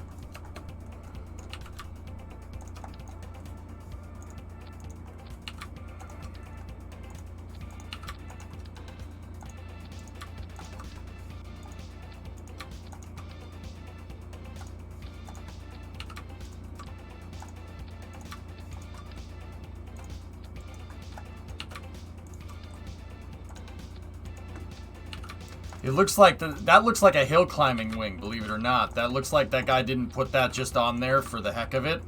It looks like he might be doing some hill climbing or time attack or something. Because that's definitely not a... That wing is not a wing that you put on your back of your car because you want your car to have a cool looking spoiler on it. That looks like a performance spoiler.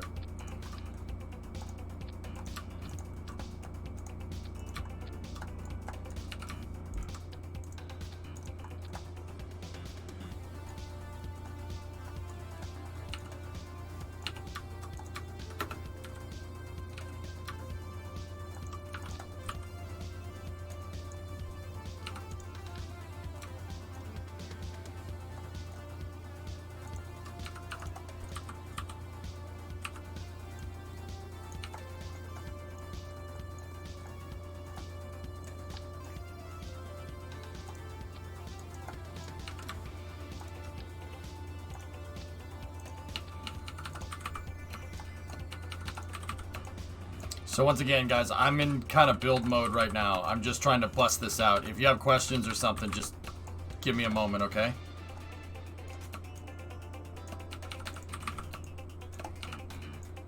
I've just said in Houston. Oof. Hey, people like doing stuff to their cars. I mean, hey, for some people wear their, you know, do stuff to their cars like, you know, it's fashion. It's a visual thing for some folks. It ain't for me. No, not for me. I don't really care how the car looks. It's about performance with me because I'll tell you what, boy, I dang old huff that dang engineering knowledge. But hey, some people it's about looking cool. Cars are a canvas, man, for personal expression. It's a sign of freedom. Right? So you can do whatever you want to your car.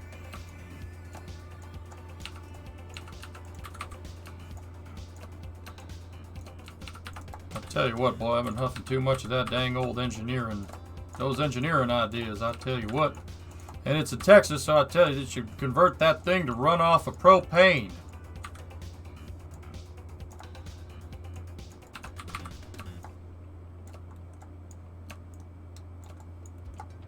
So you're a sleeper kind of guy? Yeah, pretty much.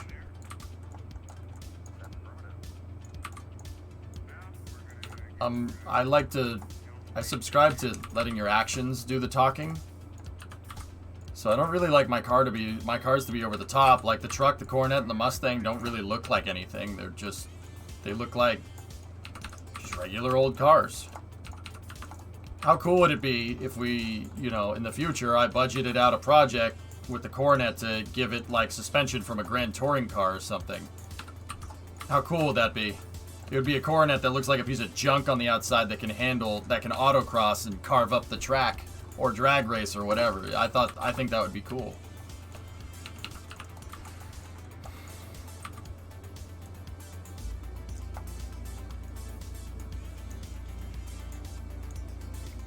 Spoiler alert, that's pretty much what I want to do with it. The truck, I just want to build it. But the Coronet, we could get into some crazy stuff if we wanted to. Heathen, blasphemy, heretic, yeah.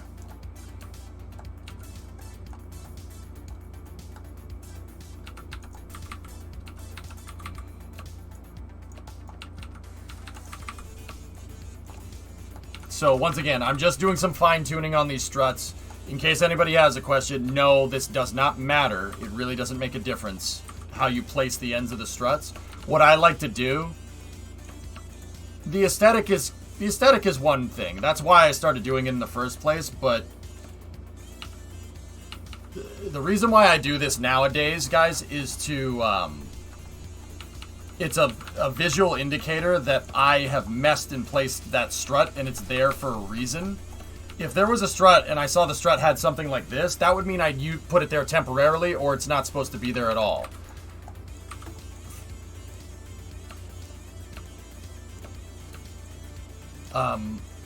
I do this as like a little visual note to tell myself that, yeah, I meant to put this here, it's supposed to be there, and I need it to be there. I placed it there on purpose. But yeah, also, it ends up making it look really nice too at the same time.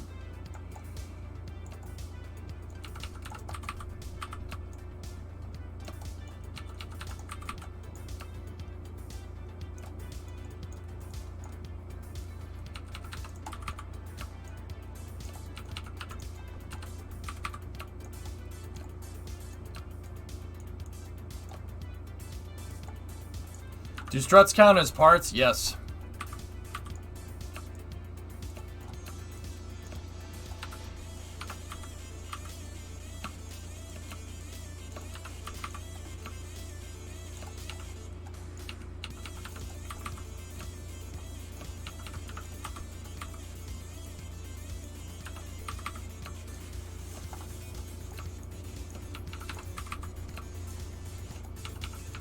Almost done with the side struts here.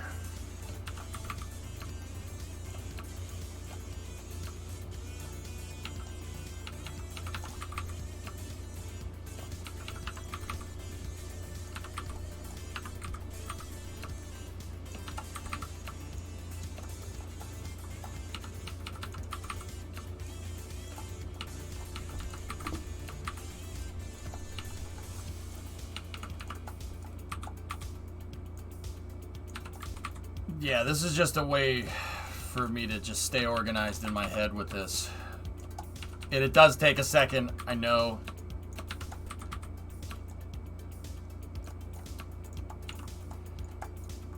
But, man, it really pays off in the long run.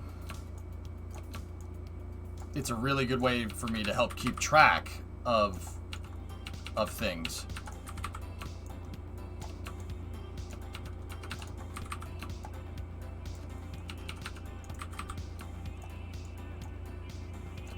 Like, if I'm taking time out of my build to talk to you guys, I can quickly resume and get right back into what I was doing. And know exactly where I left off, because struts, like, if a strut's out of place and I see that half of these are lined up and I spend the time to talk to chat, like right now, I'll know exactly where I left off, because the struts will be in the wrong spot. Like, they'll look like this, they won't look like that. Do struts have the same strength, short or long? Yeah, they do. They run into problems. Yeah, more or less, they have the same performance. It's all about the angle, Ryo. That's what really makes a difference. The angle of the strut absolutely matters. So this is at 45 degrees. That's not an accident. I need these to work like trusses.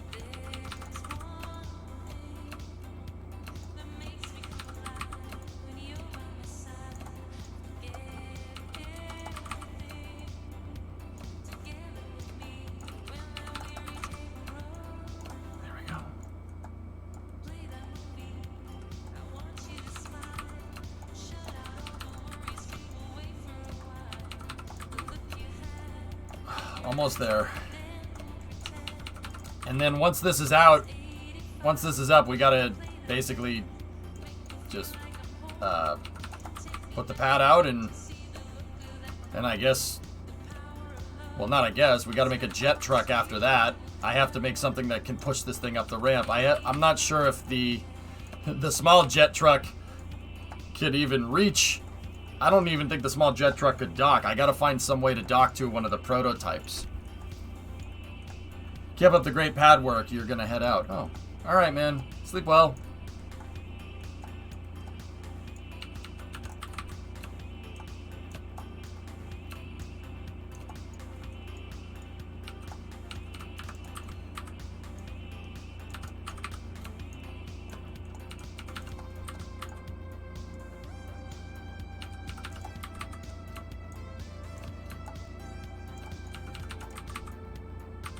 Would I say things are ramping up now?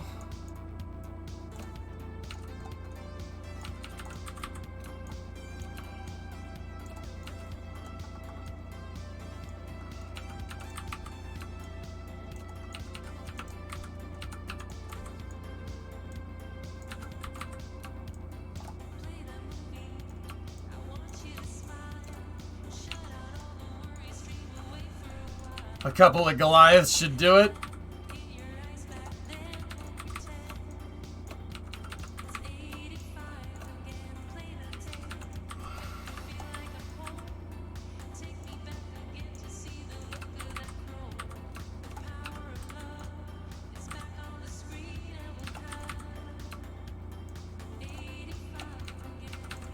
Last one.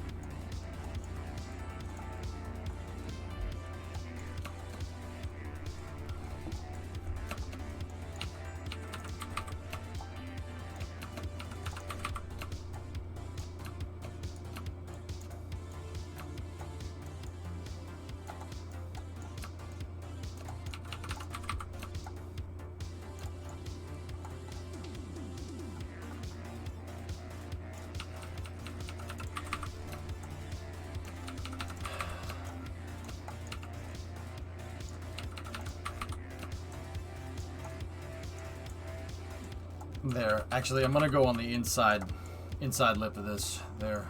These ones are also on the inside. Those ones around the outside,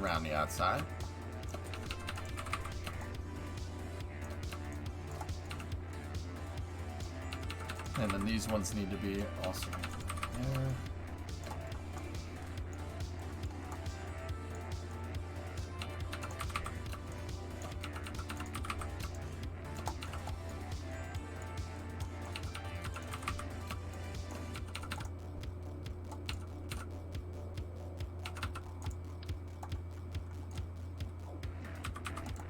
Screwed up.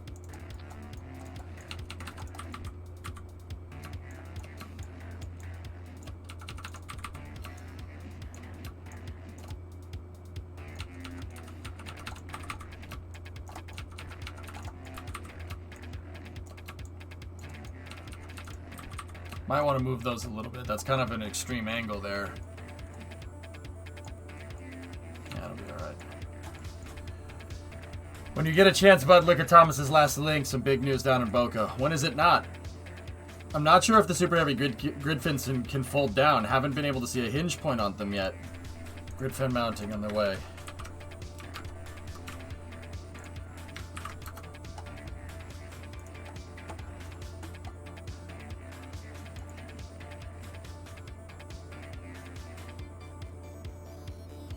Oh yeah, look at that thing. They might be fixed, dude. I guess. Almost 4 a.m. here. That means you got 2 more hours to complete the pad and send it. Alright. Admiral, so I have a career save where the rule is orbital launches can only launch from Boomerang. To consistently launch to a particular inclination, such as a station, I have to have an instantaneous launch window launching due east. I just made a spreadsheet which gives me the precise launch time of day since the original launch, accounting for side wheel rotation and KSP. KSP goal for the day achieved. Nice, man. That's cool.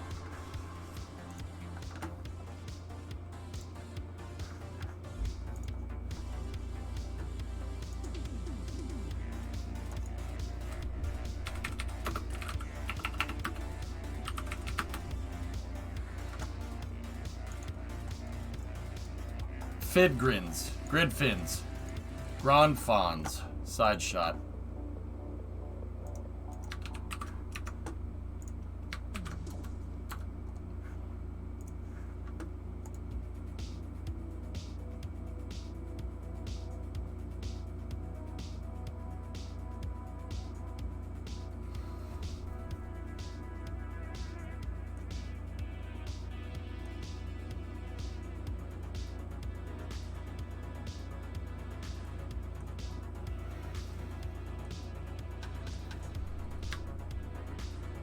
So these photos were taken by Nick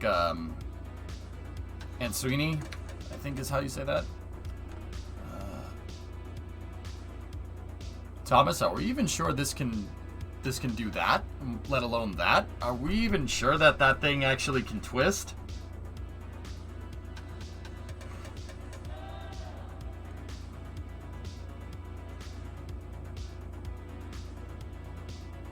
I mean, that grid fin's the size of a truck. You can see the shaft. Oh, I see it over there. Yeah, okay, sorry. This was a little bit of a weird illusion. Yeah, you're right. It definitely can twist. That's one hell of a sub-assembly, though. Dude, I'm telling you, remember when we tried to make Kraken Tech grid fins for Neptune? I actually ended up going with fixed Kraken Tech grid fins on that design, too, because I tried to make a mechanism to get them to fold down, and the dynamic pressure on those things was too much. They ended up ripping off. So yeah, I can totally see that. I think the fins do this, but I don't think they do that like they do on Falcon 9. Yeah. Interesting.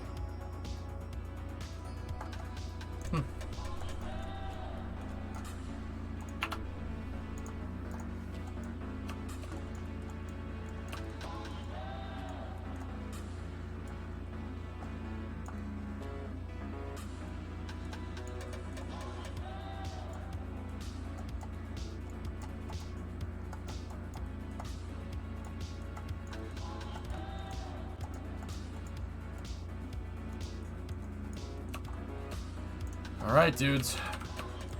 922 parts. 94 meters long.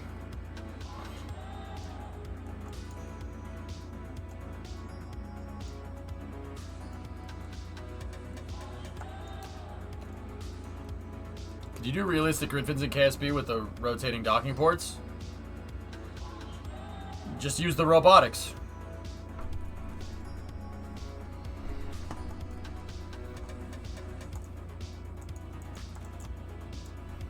This is our main pad craft file.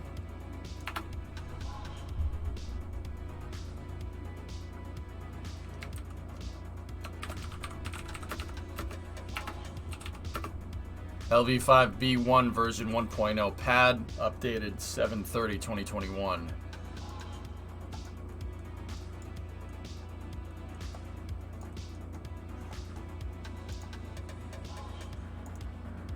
Yeah, I got you, Thomas.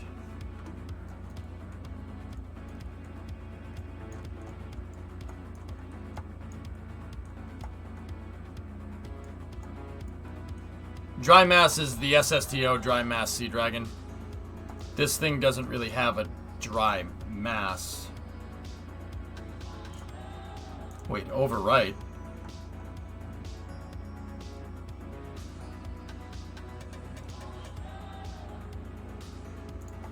Yeah. It's doing that thing where it overwrites it every time.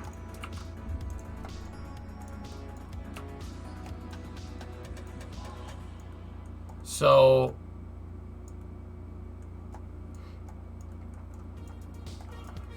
I think so, Lewis. Yeah, I hope so. Do you have a special character in the name? No. Guess I don't think I do. It could be in the description. It could be that in the description. Yeah, it's the 1.0.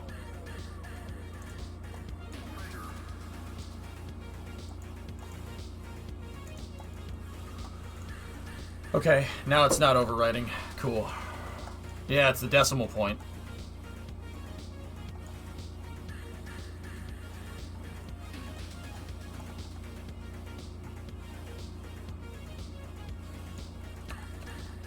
One last set of struts that I have to run to is...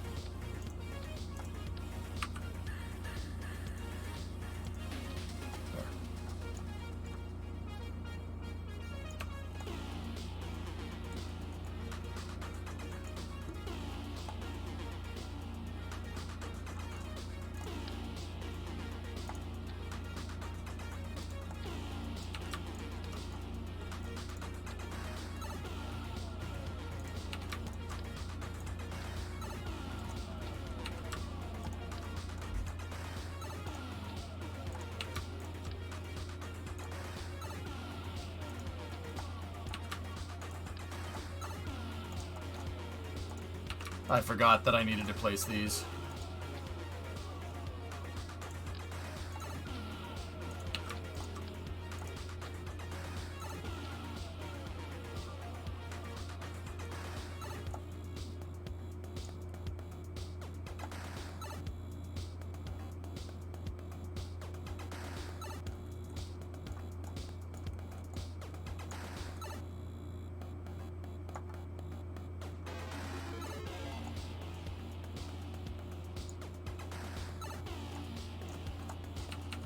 So like these struts, guys, I'm not sure if these struts should be here.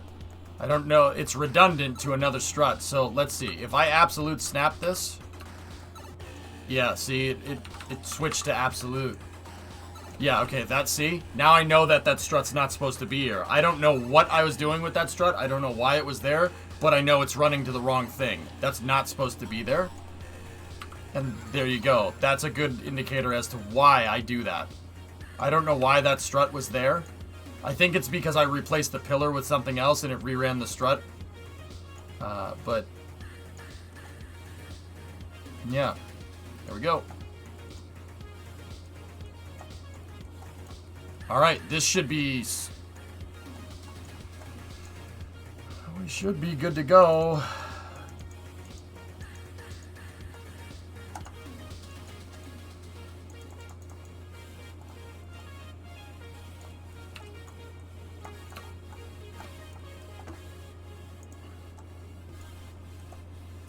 Ended up being 942.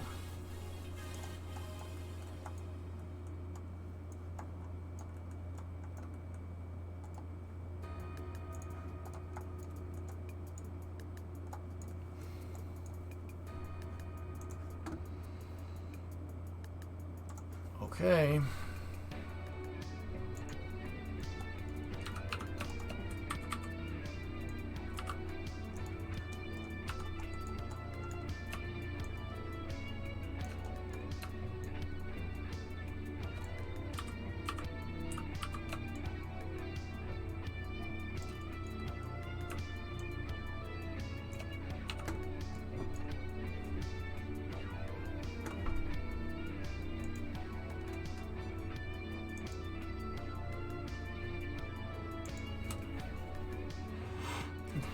This could be a $400,000 mistake if I forgot something.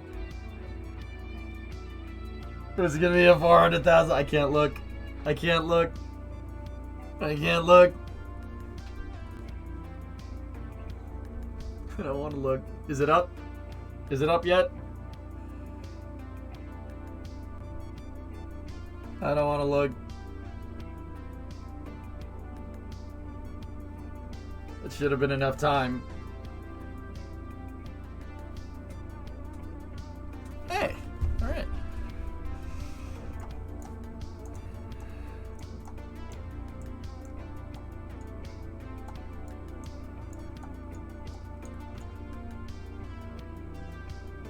All right, let's see if there's any structural deformations here.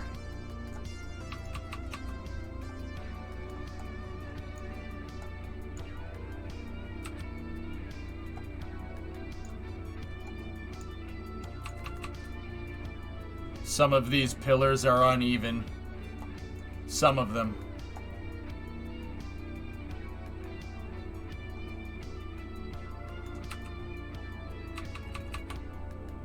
That's why you see, okay, if I time warp, see how the pad sinks a little bit, and then when I untime warp, it bounces? Yeah, that's bad. If it did that with something sitting on top of it like the SSTO, it'll kill it. It'll destroy it. So there are some pillars that we need to fix.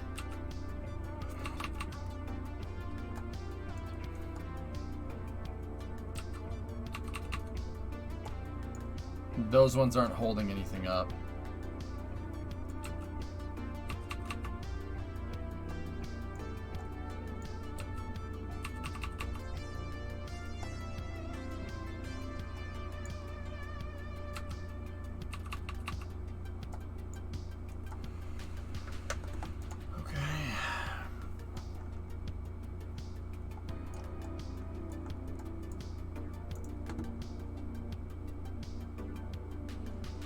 Not bad simulation speed for almost 1,000 parts, guys. I'll be honest with you. That really is not the worst. So 0, 1.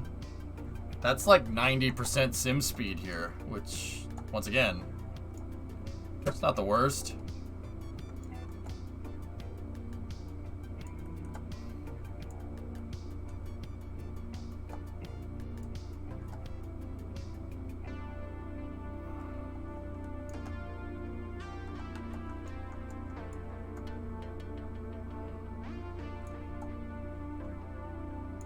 So those pillars on the full set of Mark IIIs across, those ones are not touching the ground.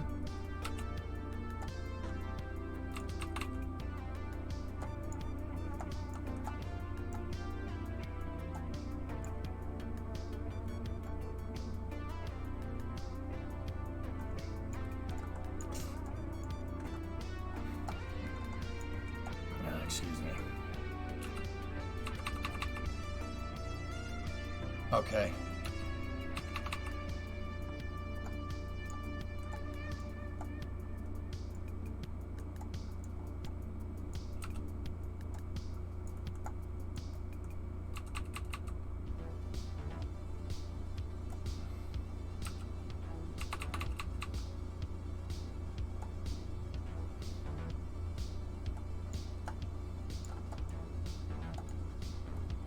Yeah, Reagan, people are keeping me in the loop. OFD2 is on Tuesday, guys. Have you considered buying a better CPU and not having to consider part count that much every time?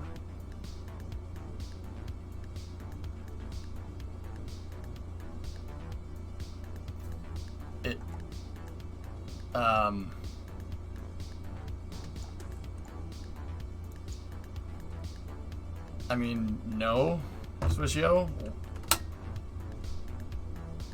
Buying computer parts right now is not the best. It's not the best time to do that. This processor is more than sufficient, though.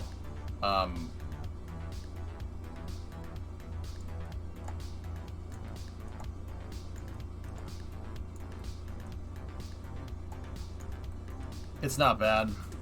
I mean, this computer is more than good. It's more than up to the task, dude. I just... Yeah, it's more than up to the task. It'll be fine.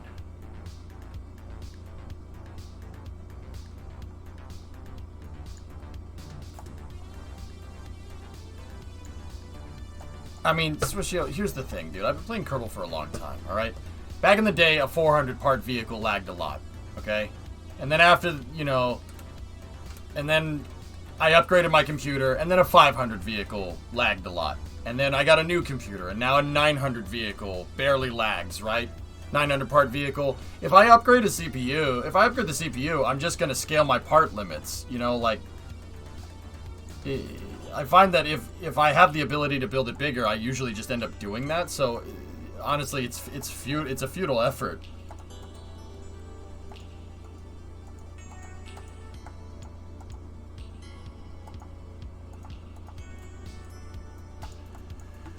See last.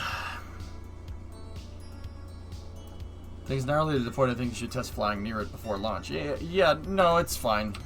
It doesn't move very much, dude. Freedom's pad moves about the same amount, and the only reason that's happening is because of the robotics, I think. Yeah.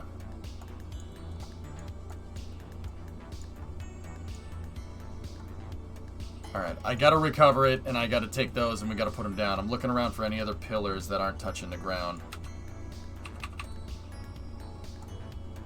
Oh, it looks like I missed a strut right there.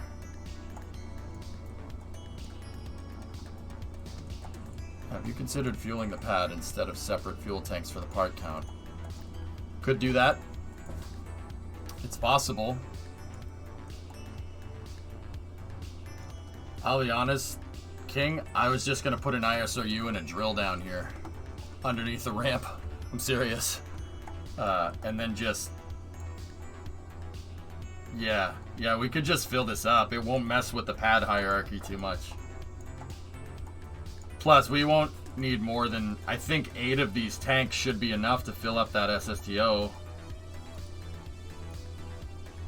Actually, no. It would probably take more than that.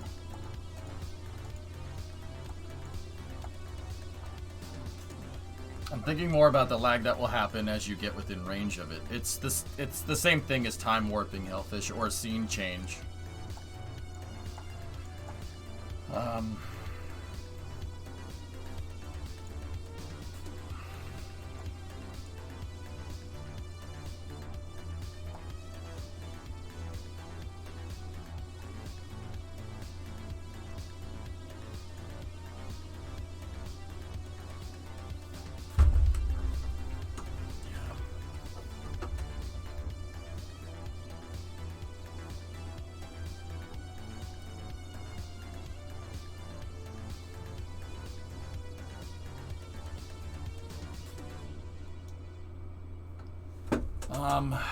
Okay, let's pull this thing back, and we'll, I gotta mess with those, and actually, just those two and a strut is not bad, dude. That's not bad at all.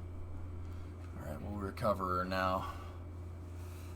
Is that realistic, producing fuel on site? I mean, they do it at KSC all the time.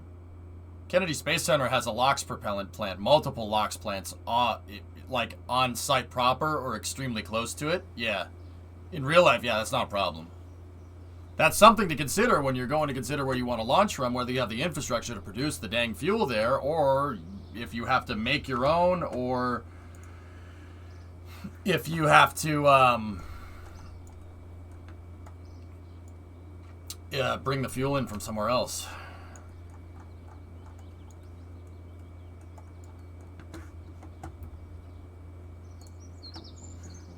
Alright, let's make those modifications. In real life, you can lay pipe. Yeah, but when you're moving around cryogenic propellants, French, pipes don't really work too well. Gotta keep it refrigerated somehow, dude.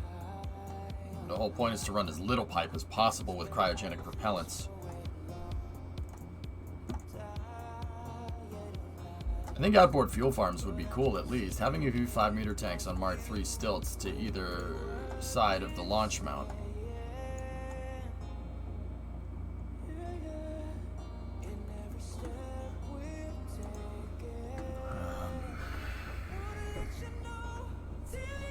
Loopy, we would need, I think...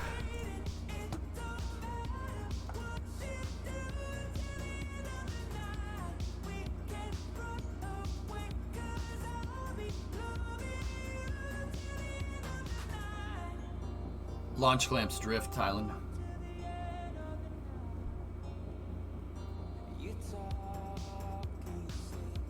I'm trying to think, Loopy, how many tanks we would need. So 1, 2, 3, 4. 4 should be enough.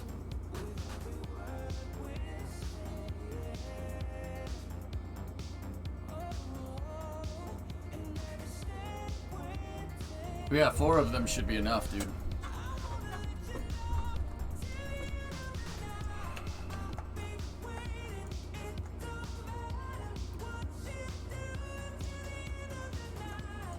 Yeah, do we unlock that though? It's 200 grand. I mean,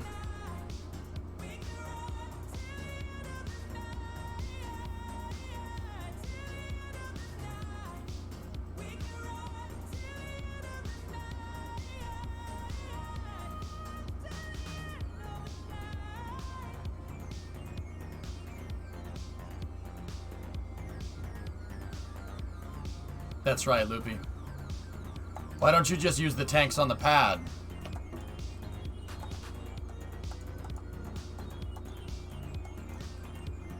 If 4 of those should be enough, how much fuel is that? 23,000 liquid fuel.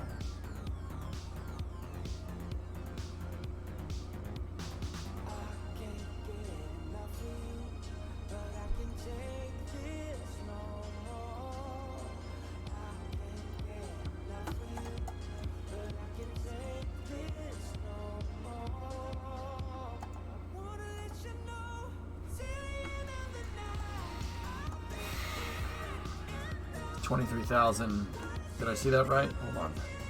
23,000 liquid fuel. How much do one of these take? So 1, if I just did it down the edges here. 4,500, 9, 18.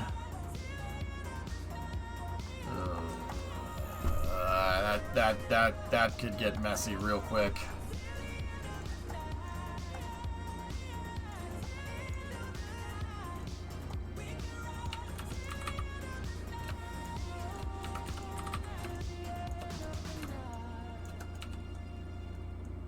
Yeah, I'm not sure the pad. We'd have to fill up a bunch of stuff, and it would be really difficult to keep track.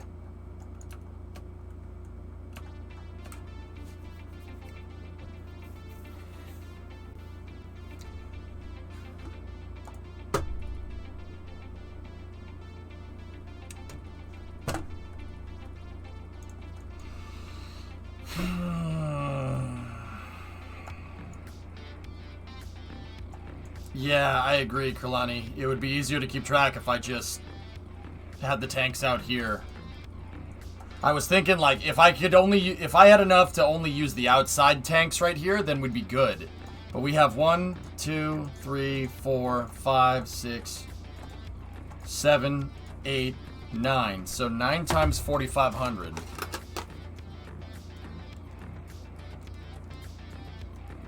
Is 40,000 liquid fuel. And then I have double that, so times 2, 81,000. If I only use the edges of the edge tanks right here.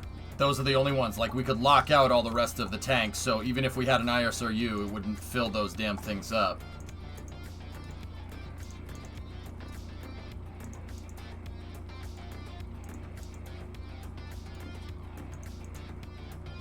Now the real question is that enough?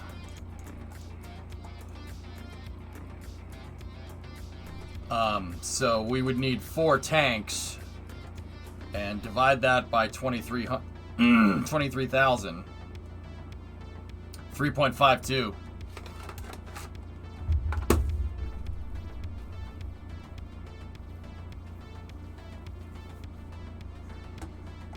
All right, carrier.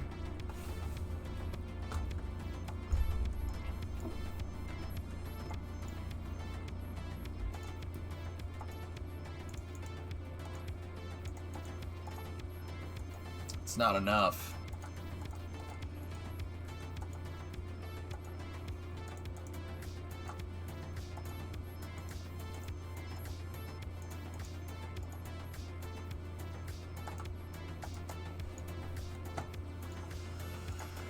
I don't know.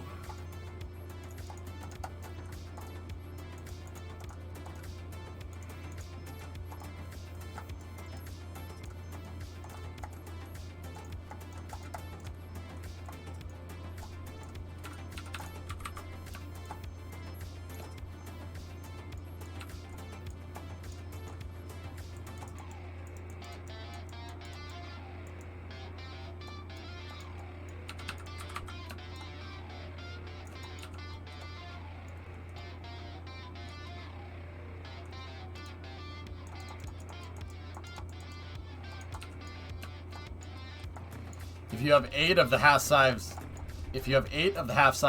tanks in 2 pairs each, it'll be easier to strut the stilts to the tanks.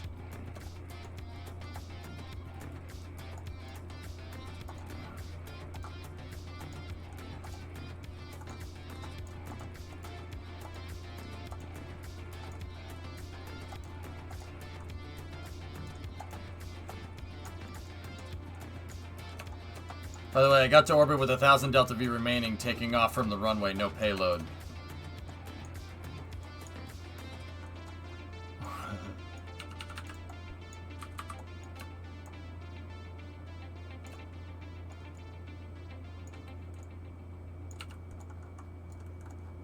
That's cool that you guys are getting it to take off from the runway. I dig it.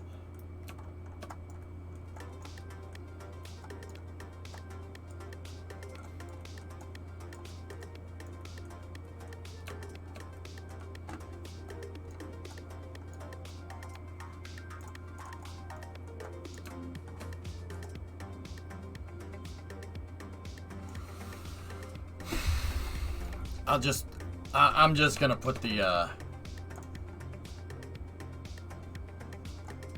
just put the big fuel tanks out.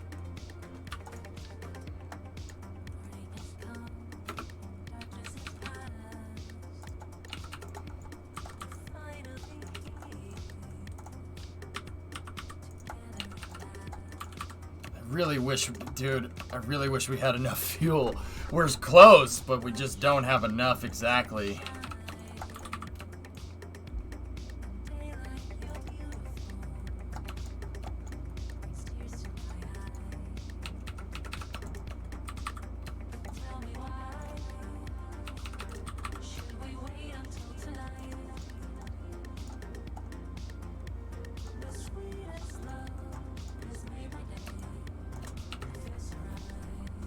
I flipped the big SSTO out at around 1,300 meters a second and recovered it and got close to landing. Cool.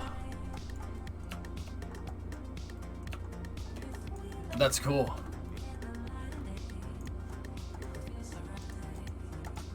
I'm just having a hard justification of when we have fuel tanks right here, adding more fuel tanks, you know? Like, why, you know, why don't... Could I, like, use another row next to this? And if we utilize that row right there, that it would work just fine. I think that's enough fuel. So that's 9, 10, 11, 12, 13, right? Just utilize this row of stuff. That, and that. If we did that, I think we'd be good. They aren't fuel tanks, they're structural platforms. I mean, the SSTO is never sitting on this thing.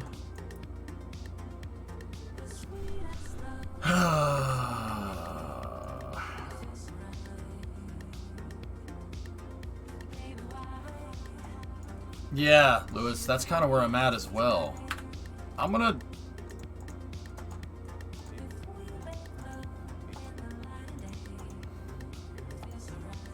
do that. I'm gonna fill up every tank that you see on the outside rails, and then those, and that's it. Nothing else. And then there's also a strut that I missed out there. It's more tanks to click through, and that's kind of a pain in the neck. I agree, Loopy, but part count is something I think we should take into consideration.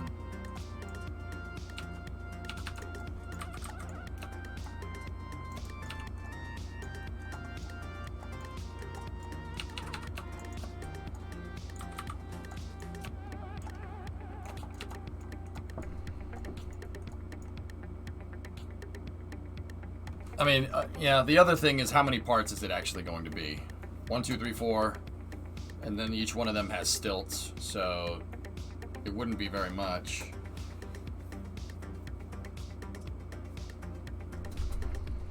Okay. Alright. Let's...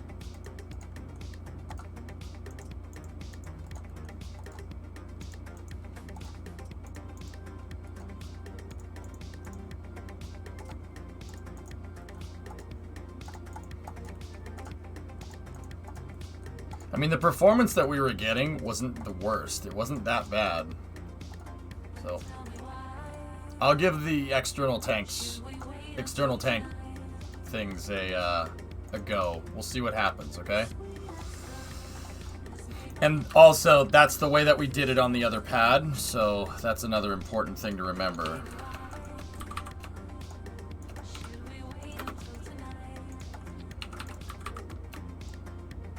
Discovery, go at throttle up.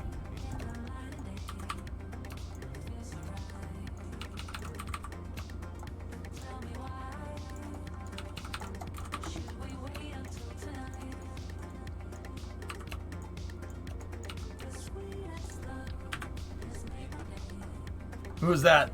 Hey, Mitt, 17-month resub. Also, it had no SSTO on it.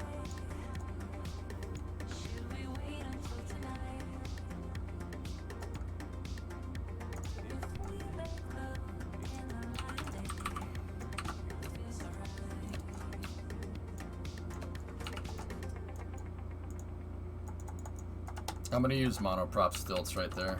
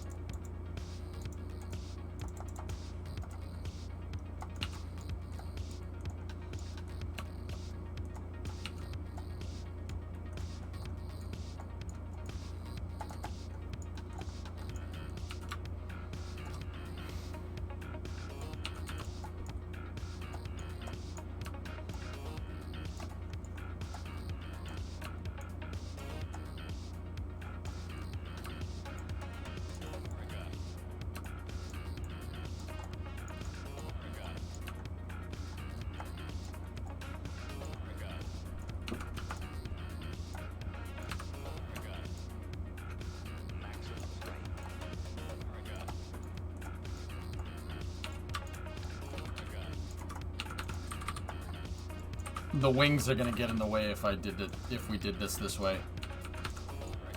Or if I had them pointing straight up.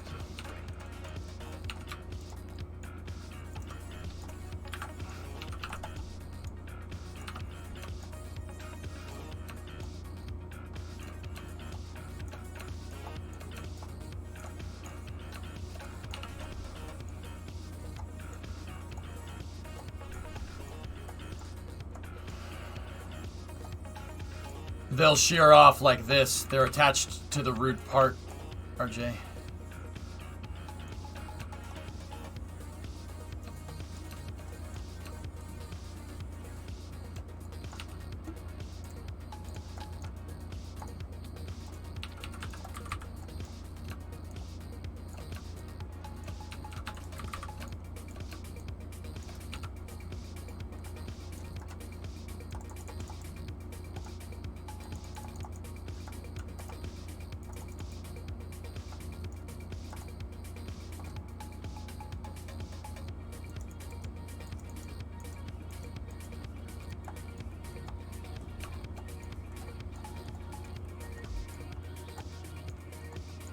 Discovery, go at throttle up.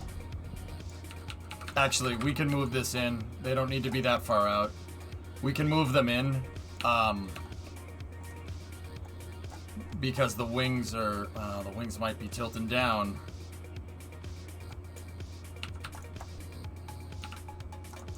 We should check.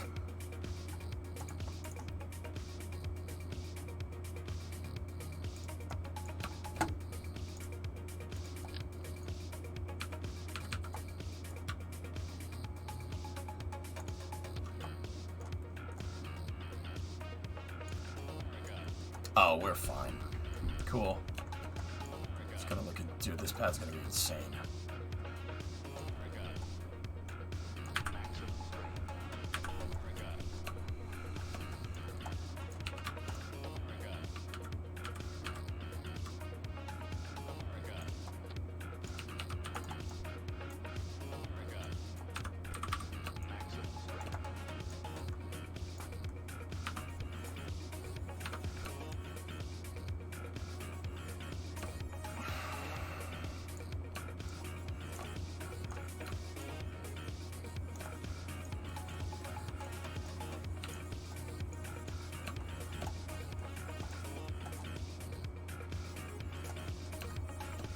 This pad's gonna be insane in the membrane. Yeah. How many parts is? Yeah, 962. Okay. Not bad.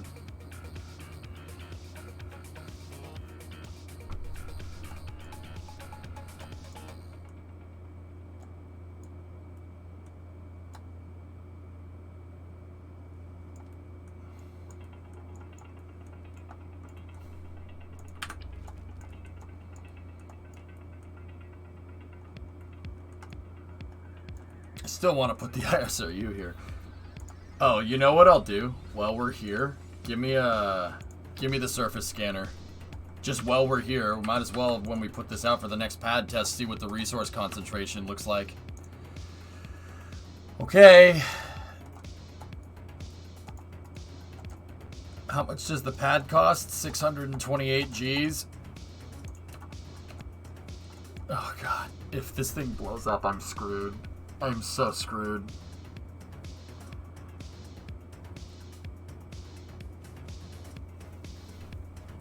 Take the fuel out of the farm. Okay.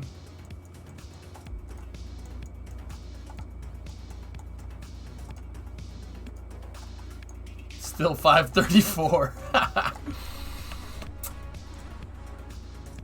Alright, switch this over here like this. And then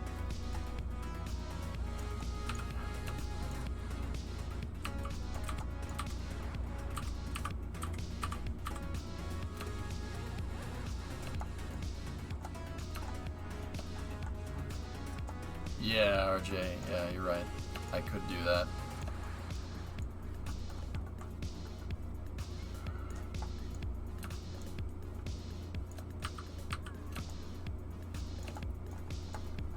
I think that's far enough out.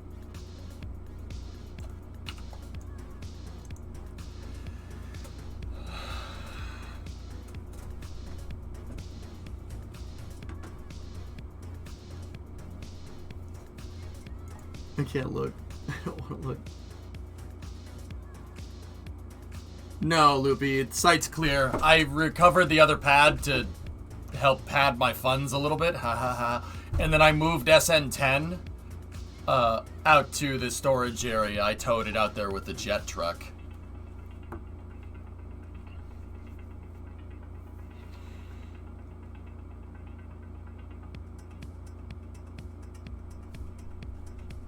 Come on. Please tell me I placed it right.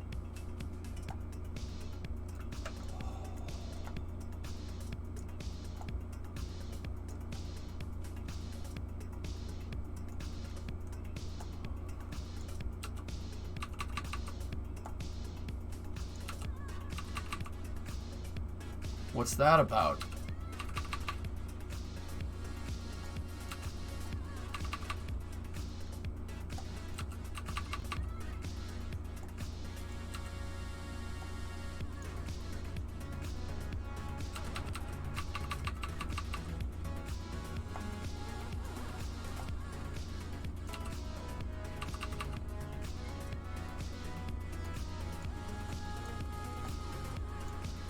Yeah, loop. It's as big as the other pad, yeah. I was thinking about putting this on the end of this, but I decided against it because of the heavy SSTO. But it looks like, as predicted, it would have been about the right height. I think it's just the distance from the root part. Either that or not all of these things are... Not all of my pillars are equal.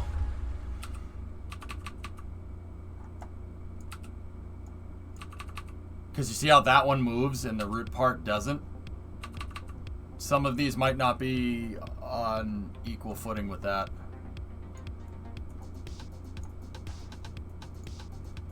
We'll have to go and check it, but here, let's go over here. Ah, crap.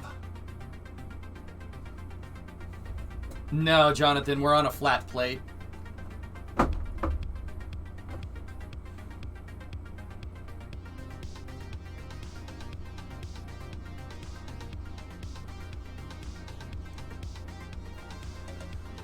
Oh, frick.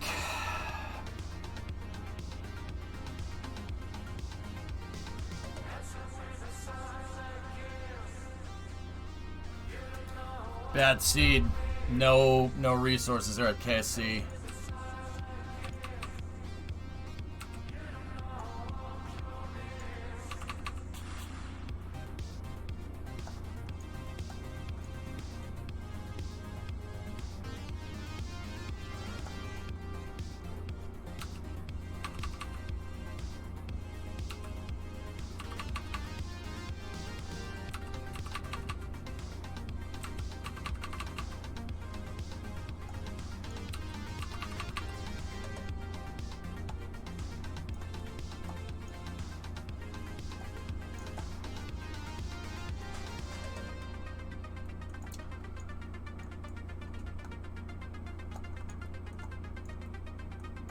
Yeah, it's gonna have to be fuel trucks. Victory, 41-month resub. And then Burke with a 50-monther as well. Discovery, go at throttle up. Can we take everything and put it in a new seed? Because, you know, that's realistic. Oh, I'm really annoyed that there's no coal veins in my backyard, Swishio, so I'm just gonna go, you know, pray that we just put some coal veins in the backyard. No, I'm not doing that. Fuel trucks are pretty much... Fuel trucks is pretty much gonna be what we have to do.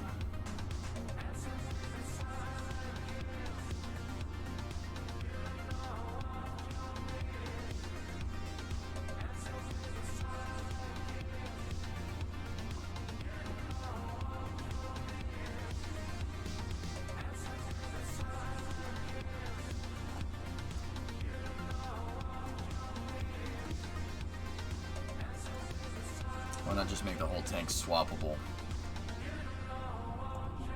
I don't know, man. Let's just go with this design. We know it works. We're pushing for operational capacity here.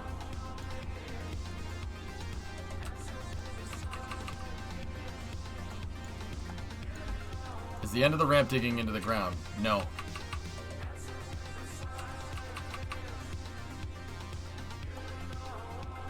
Okay.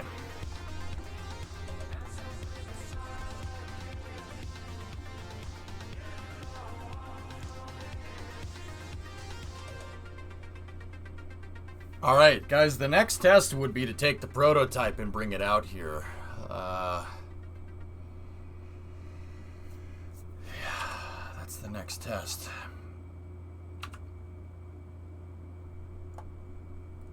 Yeah, exactly, great. Yeah. Looks like Booster 4 just got his grid fins. Yeah, we saw it. We saw it, Builder. It's pretty cool.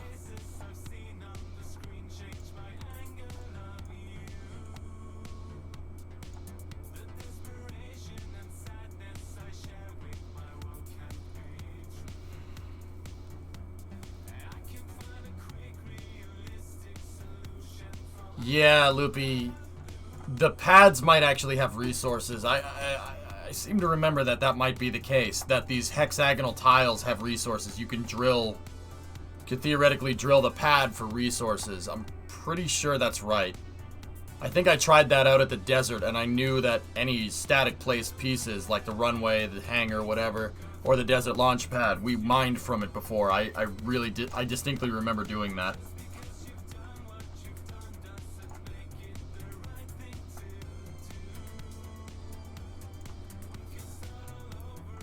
So what do we want to do, guys? Do we want to,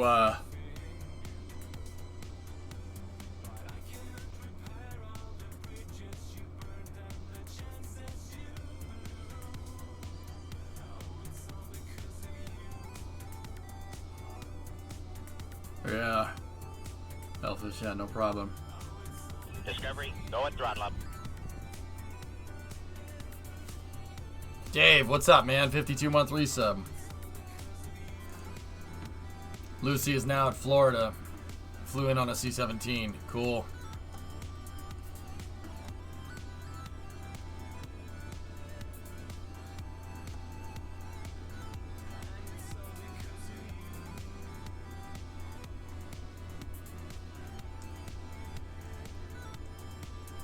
Empson, this is not that big of a deal.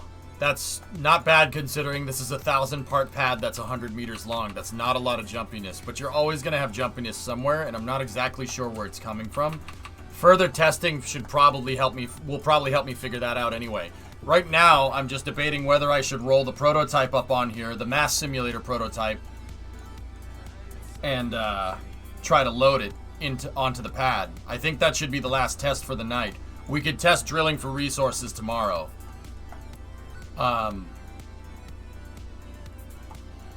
Yeah, so I'm actually going to leave that pad there, and we'll test time warp reloading on it, and we'll bring the prototype out here, and we'll try to get the prototype up there on the pad.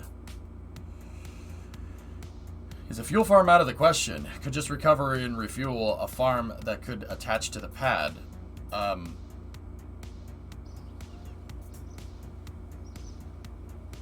Tylen, the thing about that is that that's the same order of operations. It's the same amount of steps as making a fuel truck just attach to the pad and transfer fuel.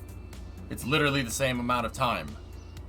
So if I make the fuel pads detachable, right, and we just replace the tanks every time, I still have to put them on a truck and drive them over there, right? So it's the same amount of steps. Yeah, Kyle Schwarber in that trade. Yeah, I was reading about it on the Sox Twitter the other day. Or, not the other day, this morning. No, it was the other day. That was yesterday, I think. Is the crawler way wide enough for us to carry the prototype down? Nope. I don't think so, Loopy. But remember, we talked about putting this out on the, not on the pad. I think if I retract one of the gear, I could probably do it, but we gotta be careful, man. We gotta be careful when we do that.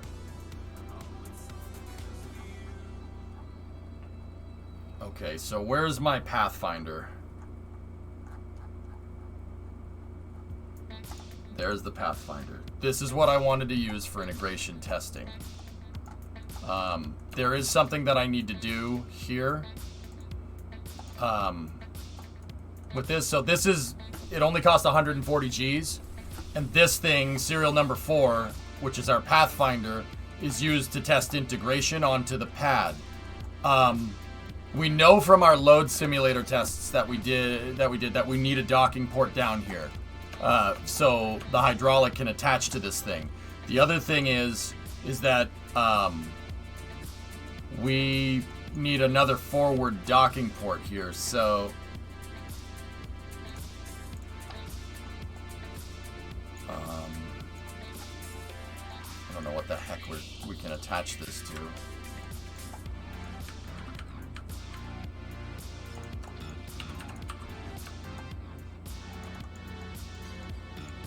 And then on top of that, whatever we attach this to, because this thing is forward and down, right? I need to be able to lift the nose up and over it.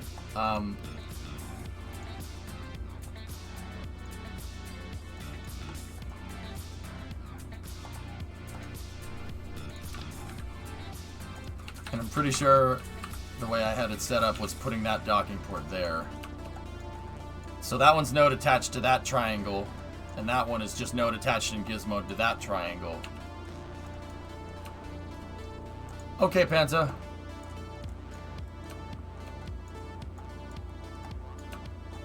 Oh, yeah. With eyes the other 50. Yeah, I know, Swishio. You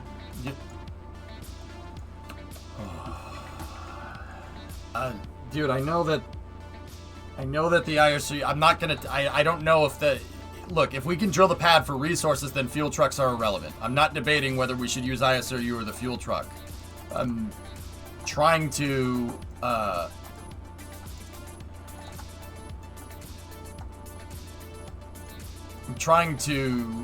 figure out what testing I should do. We should do this testing now, but I'm going to need a jet truck in here.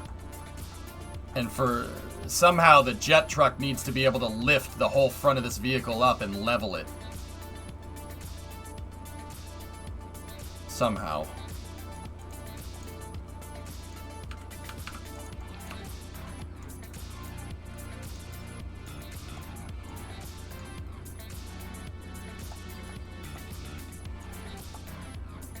Might want to do some testing once we develop the SPMT for this thing as to whether we can navigate the SSTO in certain places. Loopy, the landing gear actually might be wide enough that we could center it down the crawler way. It's possible, but we can use this prototype for testing.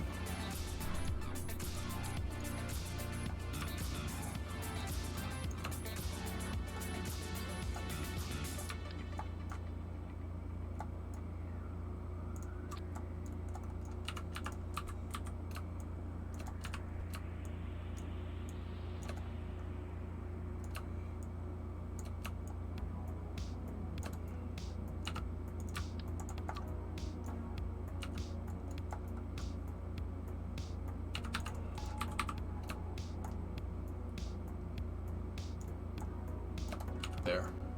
I'm pretty sure that's the correct angle because if I attach the jet truck, then the jet truck is flat.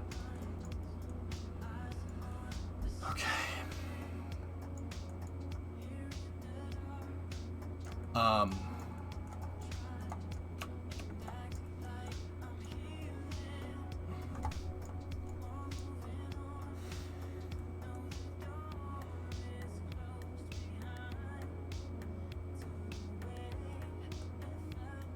How in the heck am I going to do this?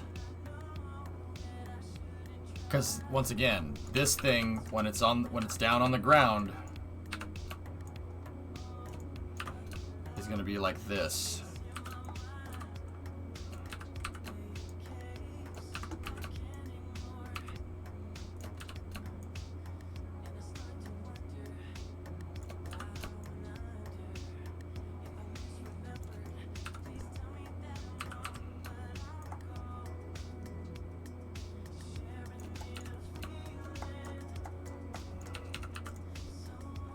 That jet truck is too small. Yeah. No, it's not. It's pretty good. This can move it. It'll move this thing around. It won't be able to pull it up any hills, but it can move it.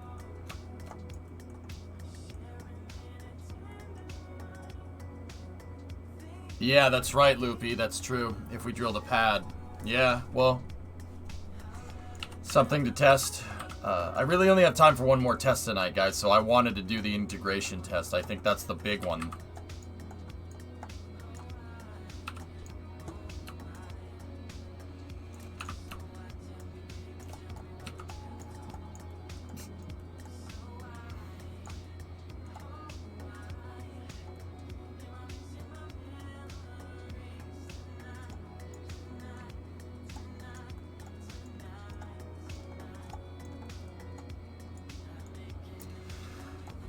I might put a leveling gear on this thing, guys. I might put a leveler gear on this so I could keep the SSTO flat or something, or just something to keep this thing nice and level. You think we can afford the mass? Okay.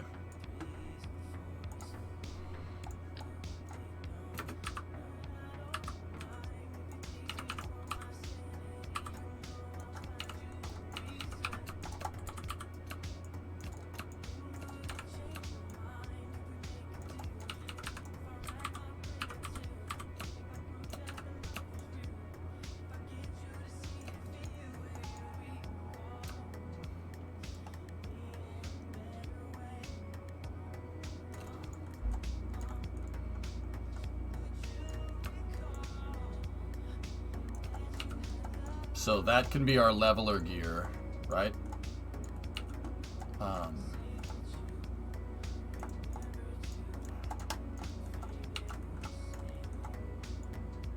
But see, now with the leveler gear there,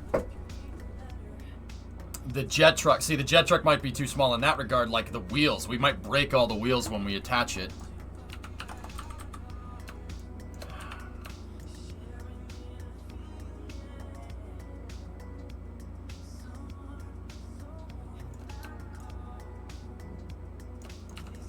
Yeah, we gotta remove the gear from the AG.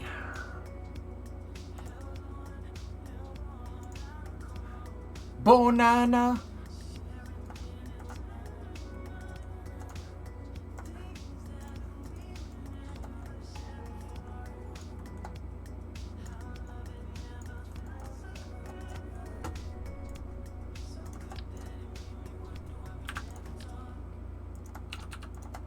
And banana. Banana nanas. I like to eat the butter bananas.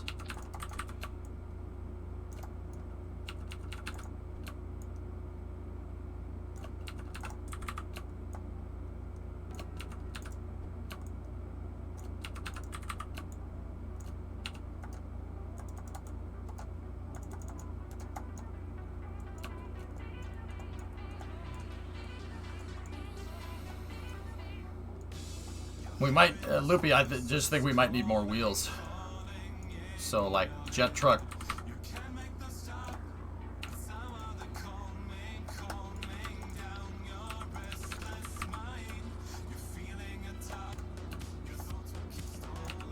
Let's, you know what? I'm just gonna make jet truck a dually.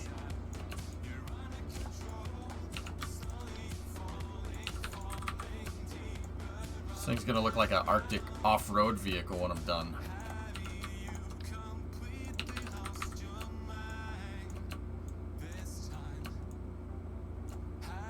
Ultra Mega Jet Truck. Jet Truck has evolved into Jet Tank.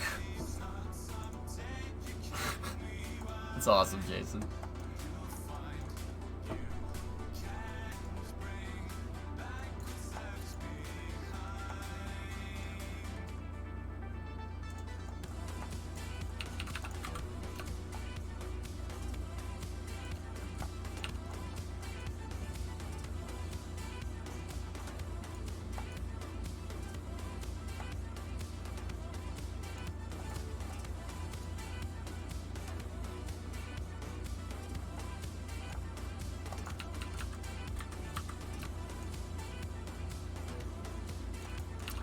Somehow, that cubic octag is in symmetry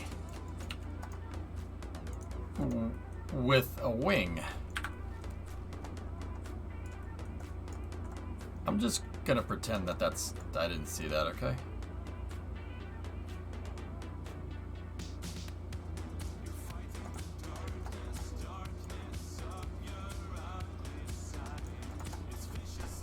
This is the Pathfinder anyway, I don't care.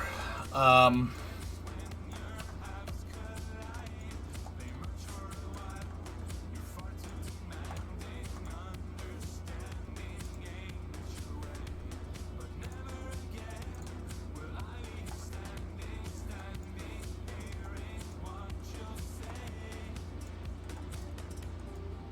gonna do the right thing, Hellbore, and just pretend we didn't see that. Okay.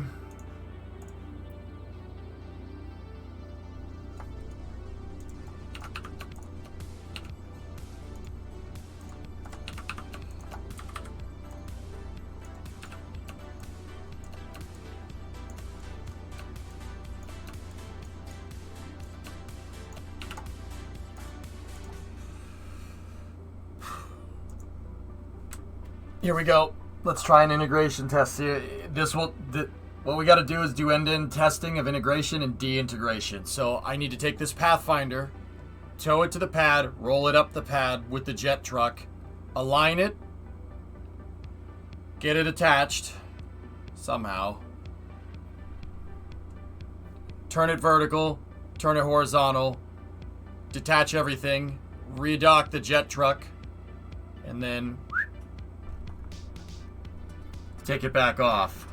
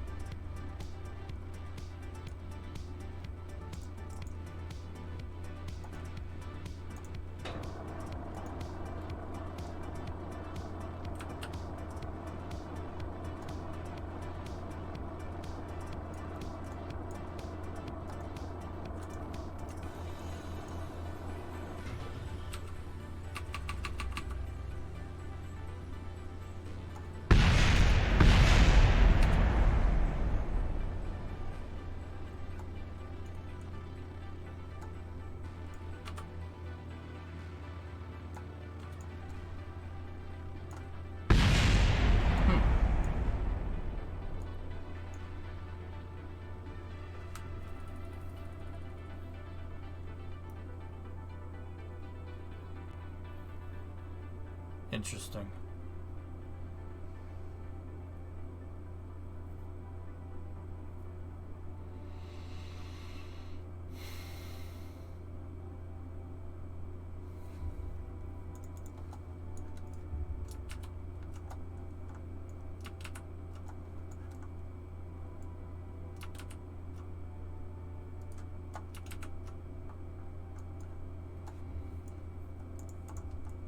Lost a couple of Rocco Max jumbo tanks here.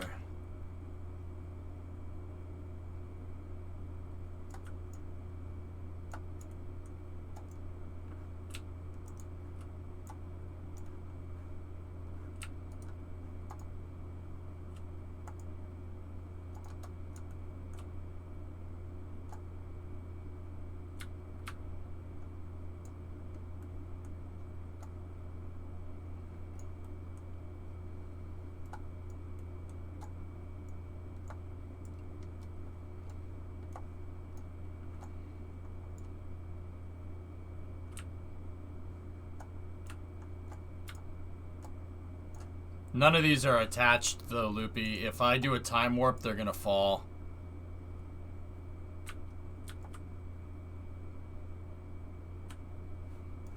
Yeah, we gotta recover, dudes.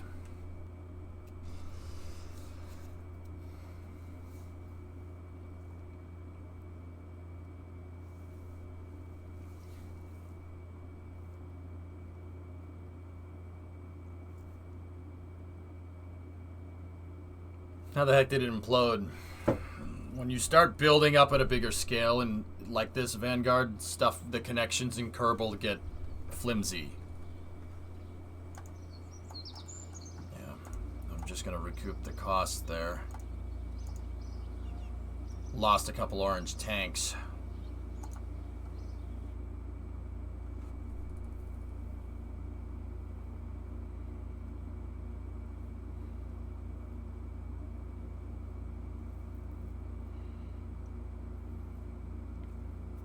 Did not like being supported by the notes of the I had to guess. It said LY99 gear collided with the tank, so I'm gonna put it out again and we're gonna see what it does. One thing to fix though.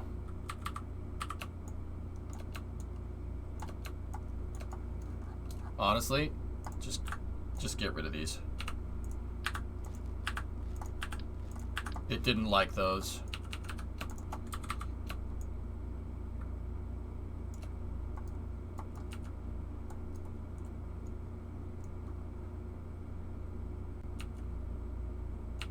And just take this and just move it up one tick.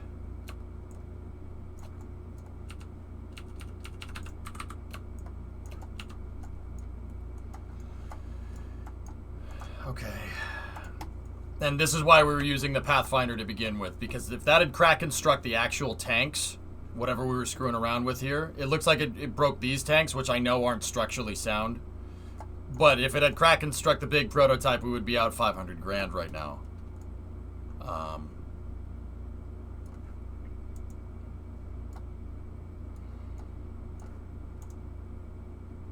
Maybe we'll need a two-way jet truck. The wheels alone might not be enough.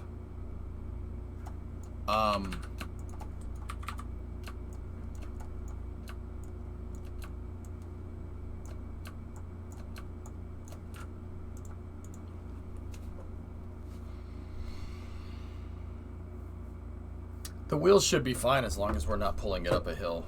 Swish you. You think KSP 2 will fix or improve these types of huge structures? Yes. Yes, they will. You seen some of the structures they toy around within the alpha footage, man? Yeah, it's gigantic. Hey, Kerbal King, 35-month resub.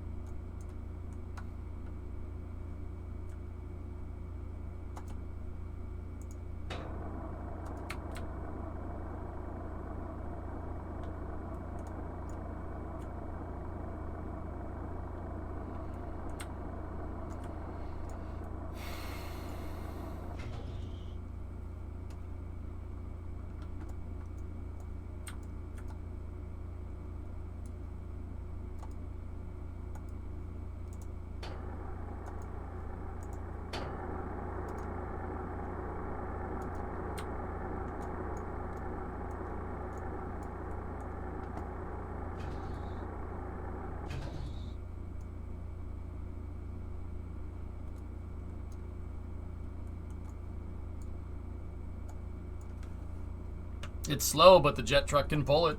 No problem.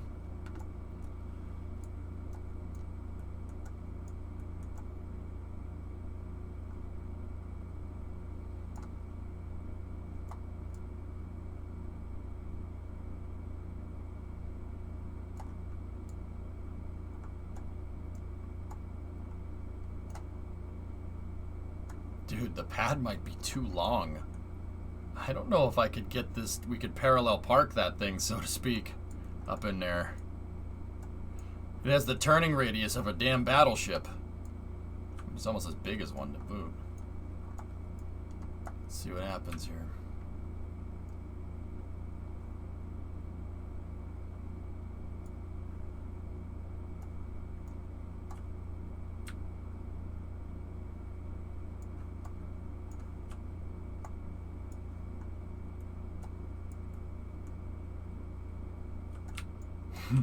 It'd be something, Loopy. That's for sure. Have all the auxiliary trucks, dude. If we had, if Kerbal allowed it, and we really like, if part count was a little bit crazier, I would make more stuff. My realism here is as close as we can get in the stock game without messing up the stock game. So like, Discovery, go at throttle up. Like if we had to drain propellants and purge engines and stuff, oh, I'd make all that equipment. I mean, we could just drain right now, but...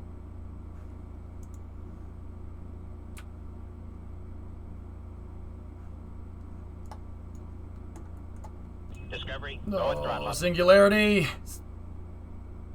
6-month resub, and then you gifted some. I appreciate it. Discovery, go at throttle Thanks, up. dude. Man, look at this thing. Oh, even the Pathfinder looks cool from the front. Discovery, go at throttle up.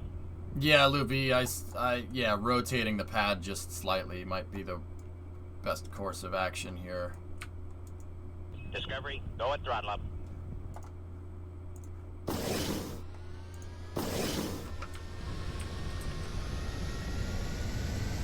Discovery, go at throttle up.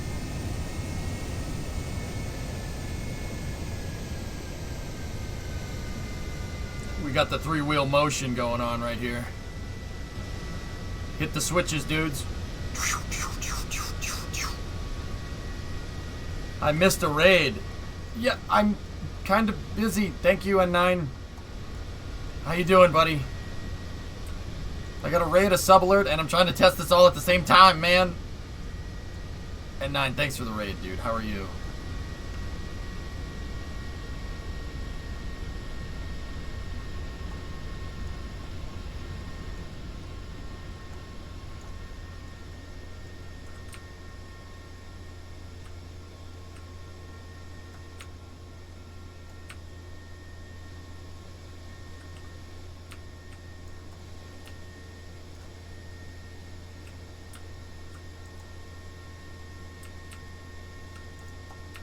Okay, here we go. Please no Kraken Strike Reno.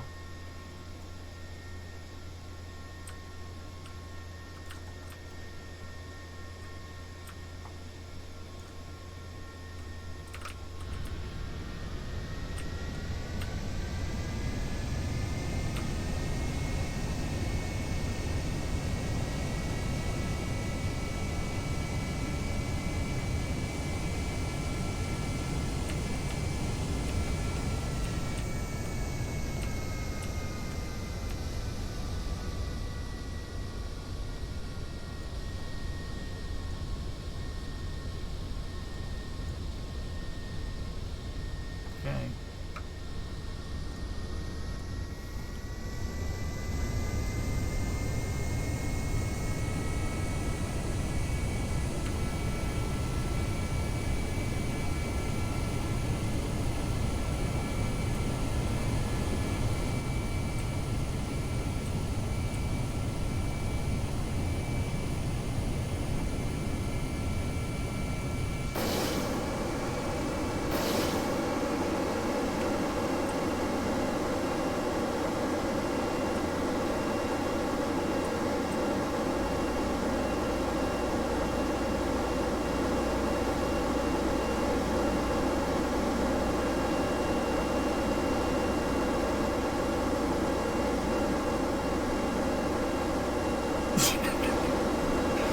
No.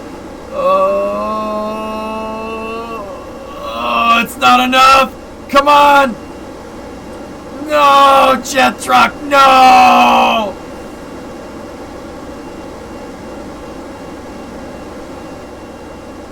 That's a lot of force, dude.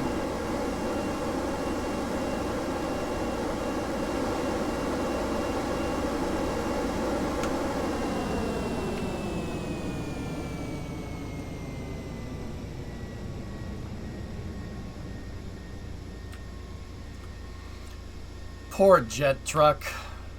Let's get a running start.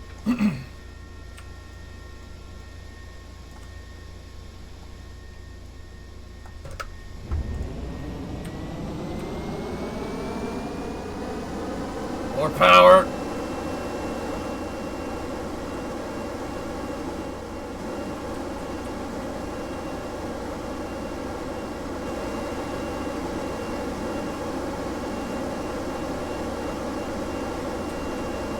Come on, you fat sucker, get up there.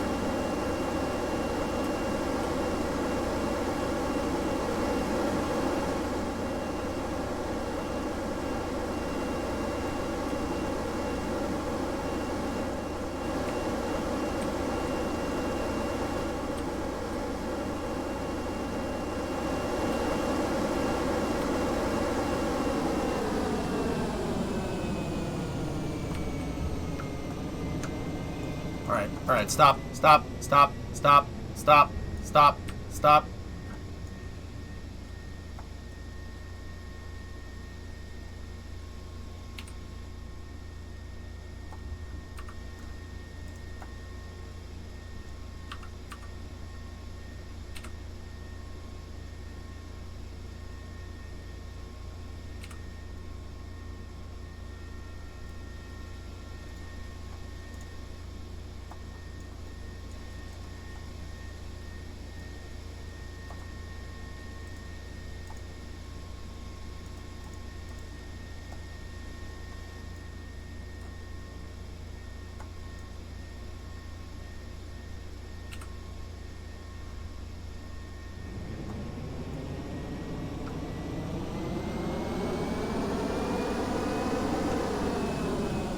Friggin' jet truck, man. Jet truck.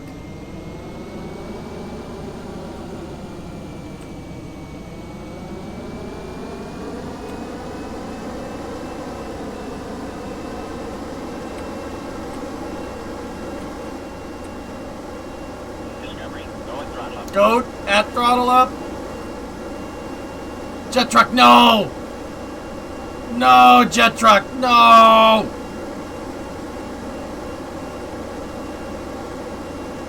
It doesn't, it can't make it. It won't make it. It doesn't want to. It's sliding.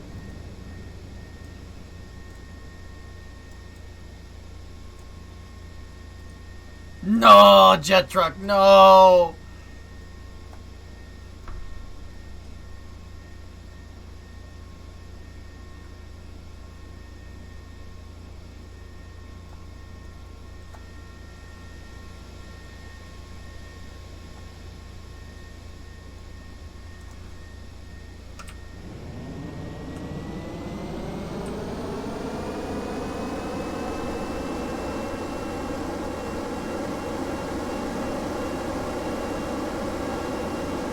Oh. Help me, I'm stuck.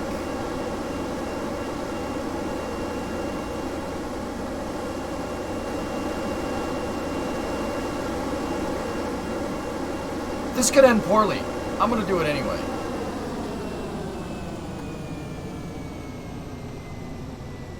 Gotta level it, guys, that's the problem. Oh, frick. Please don't strike.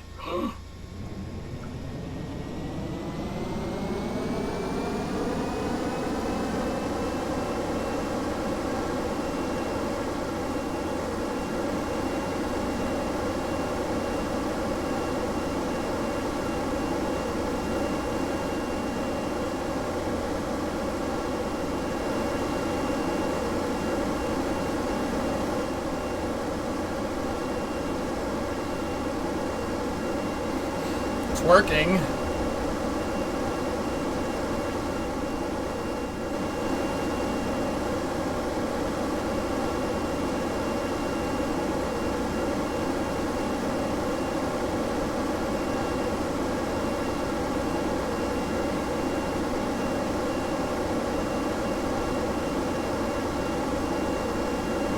Kind of.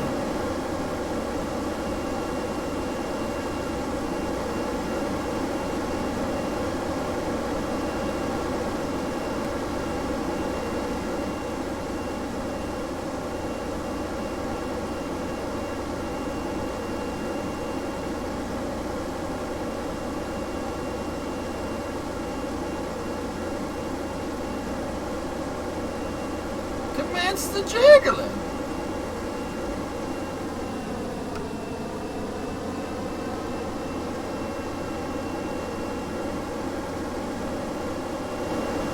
I like the jiggling. Well, I'm just jiggling here. I like it.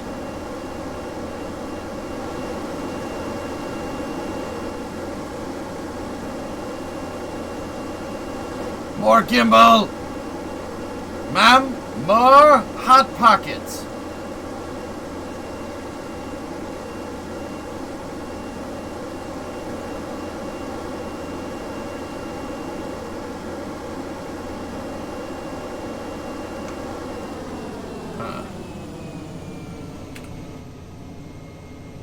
I mean, it looks cool. At least it looks cool. Here, let's see if I can get this thing out of the way. Move that hydraulic down, and then let me go over here to this. We lock that out.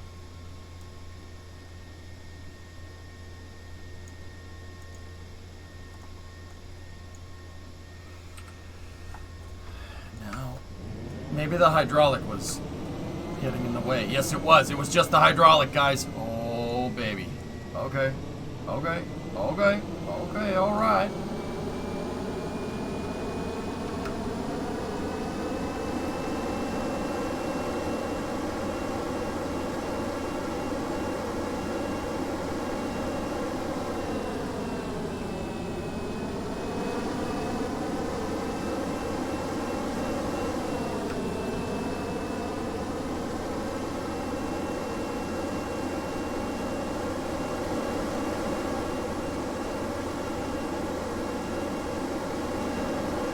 So, we might need to refine a couple of things with this. More! Alright, we're stuck on the flag.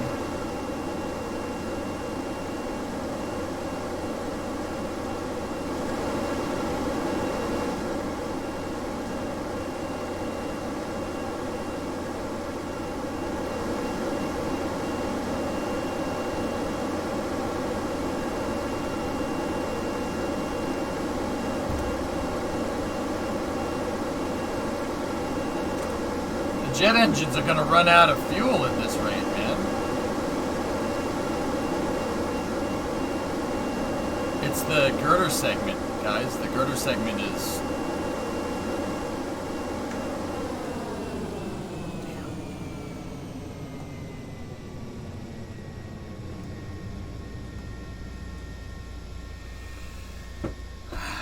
I have no way, I don't think of... I mean, unless we want to play this game. Oh boy, we're gonna die.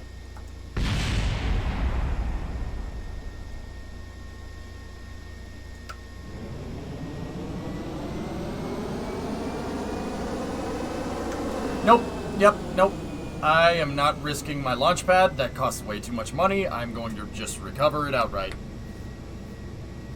Weak. I crack and struck those orange tanks, dudes. That's what I did. I crack and struck the orange tanks. They broke. They broke. It's that strong back piece. The strong back holder is a little bit too high. That's all.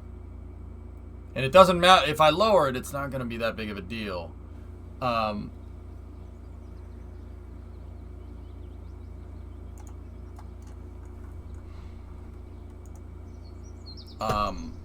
Yeah, if I lower it, it's not that big of a problem. Because the strong back will just push up on the SSTO as long as it can dock. That's okay.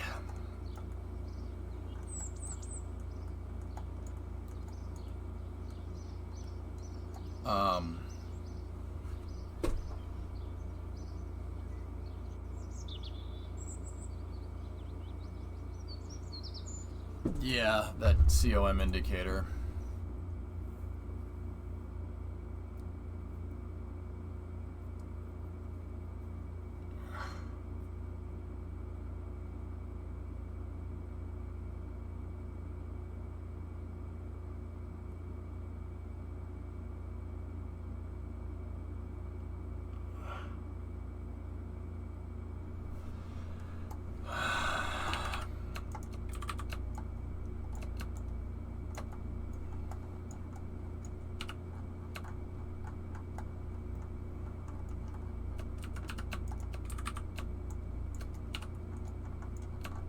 That's where we got stuck.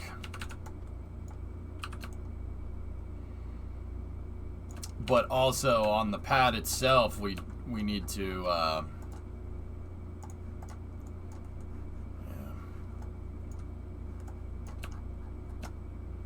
You did good, jet truck. You did good. Hey, Nazalik, what's going on? Okay, girl. Cool.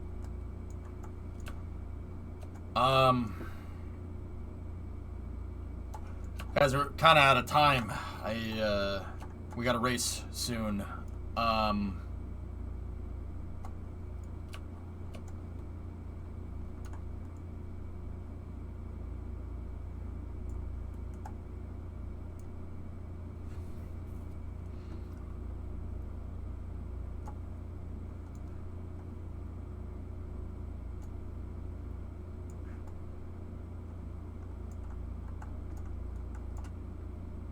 Yeah, we got a race soon.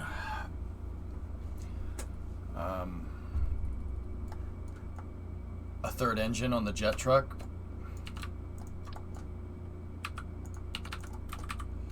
I mean, because you guys want it.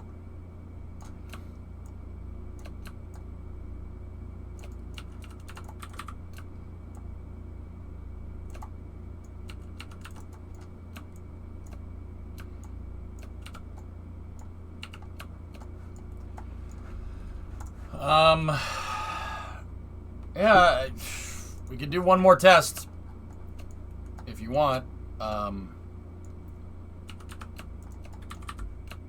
And I could just put it up on the pad here so it could just roll down, and that'll give us the momentum that we need. So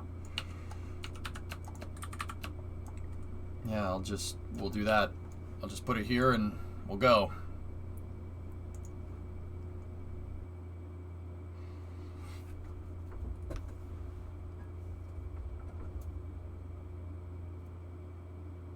Super Jet Truck, SJT. Alright, this is the last one, and then I gotta get into racing, dudes. Oh, man. Dude, I can't believe how fast this thing came together. It's kind of like, I mean, I know we got a deadline extension on this as well, but if the new version of Kerbal, like, didn't come out, I actually budgeted the schedule right. I needed one more week of development, and the schedule budgeting was correct. We are on track for a test flight tomorrow.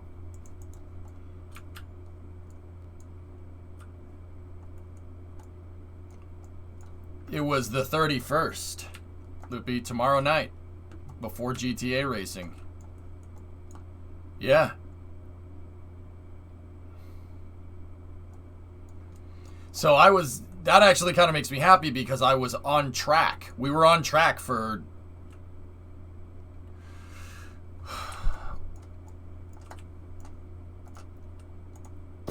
We were on track for completing this deadline, the SSTO deadline, on time.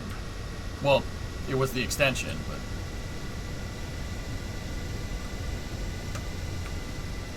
No, not just yet, jet engines. Not so fast.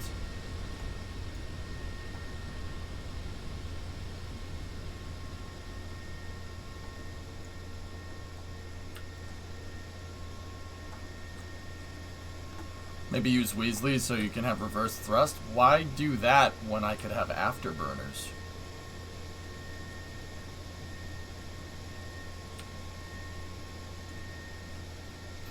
Ren, you're probably right, but also afterburners, dude.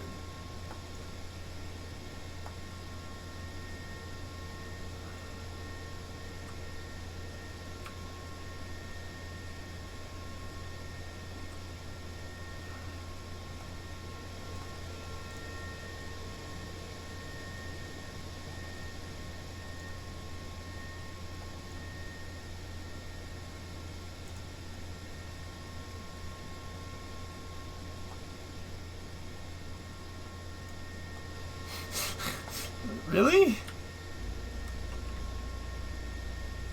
Really? Come on. Go forward.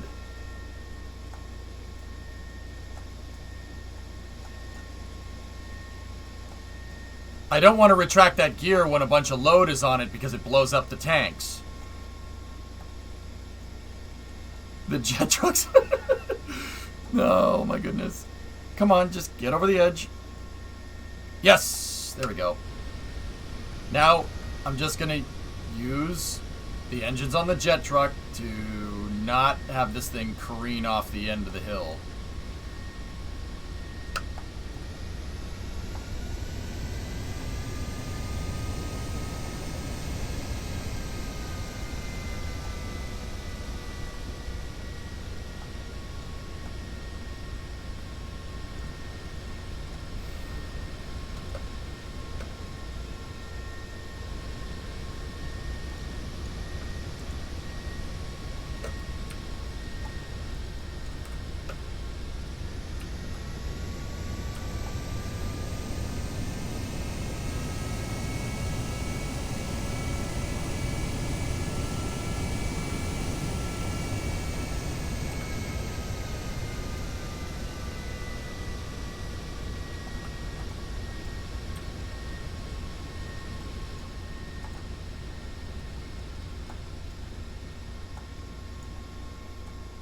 They see me rolling.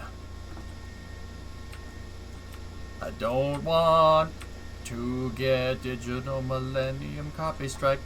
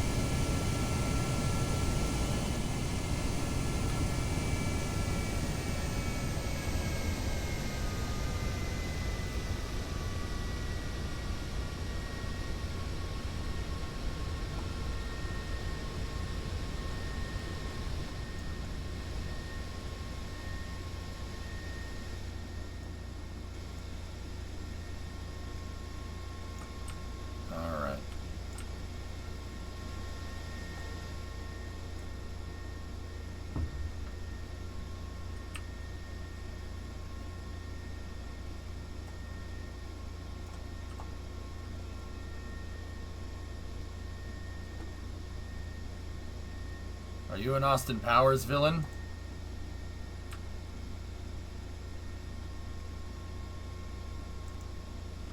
Maybe.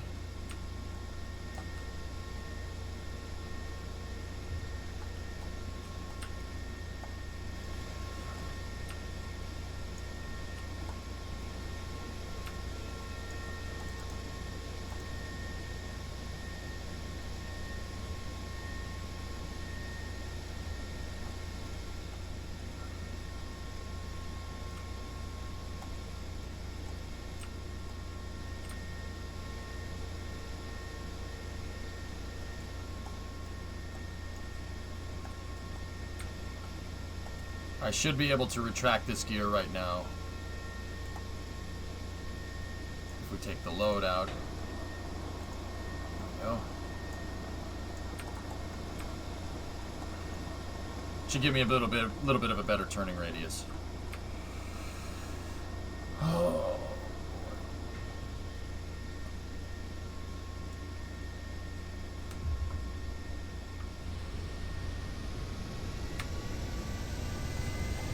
Okay.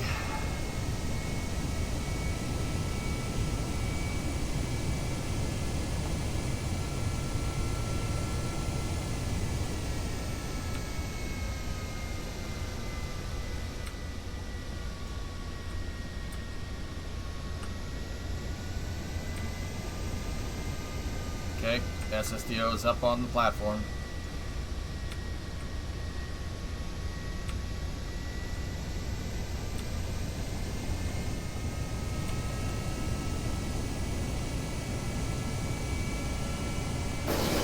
Initiate retrieval suction number 1. Initiating retrieval suction number 1. Fire number 2. Firing number 2. Fire 3.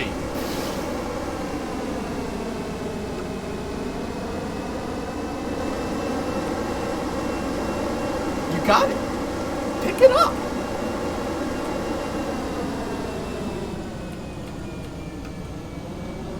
Yeah, Cletus, the Sultan of SWAT, the King of Crash, the Colossus of Clout, the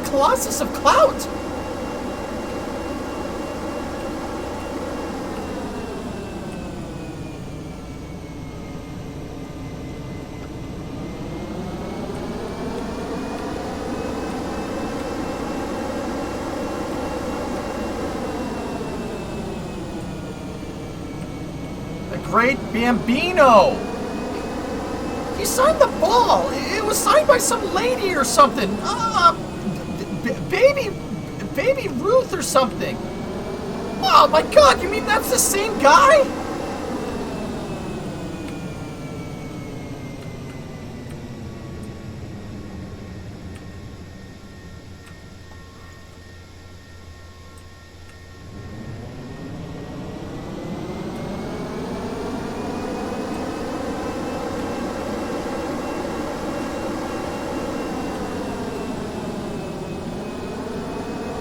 Oh my, no.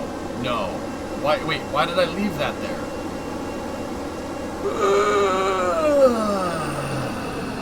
Alright, let me put this gear down.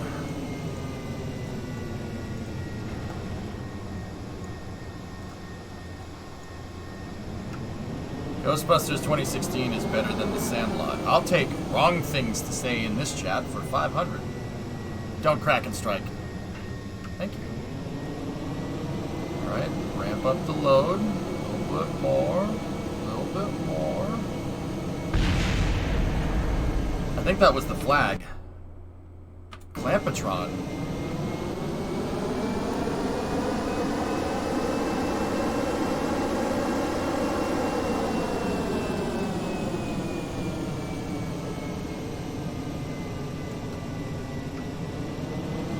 The docking port?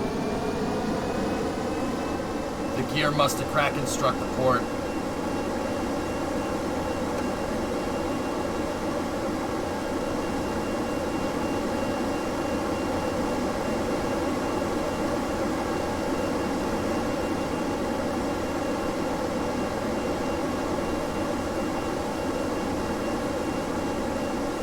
Oh, come on.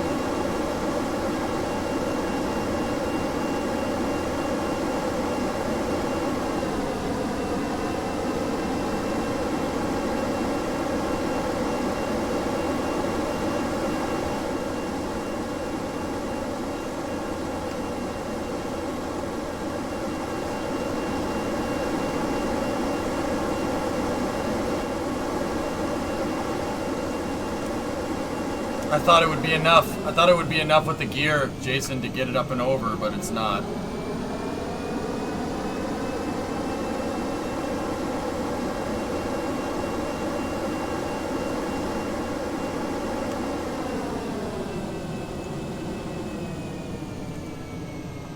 Sorry, guys.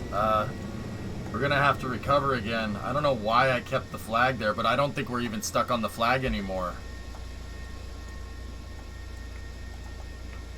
I could try pulling the strong back down, I guess, but it's not, it has a carriage that's supposed to be able to hold the weight of this.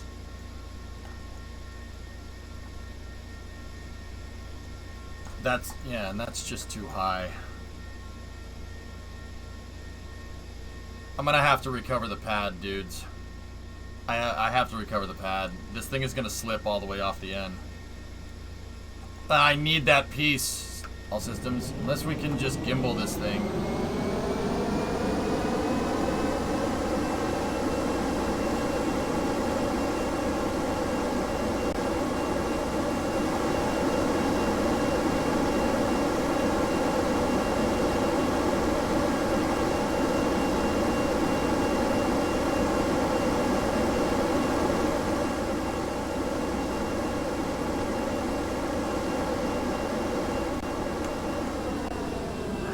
Nope, she's a no good, chat. She's a no good.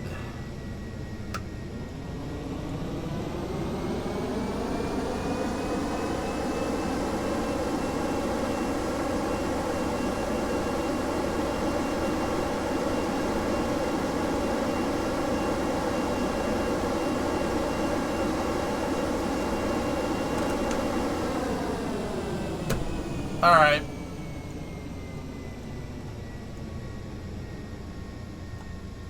Alright, so it's something that I have to fix with the pad, dude, so, and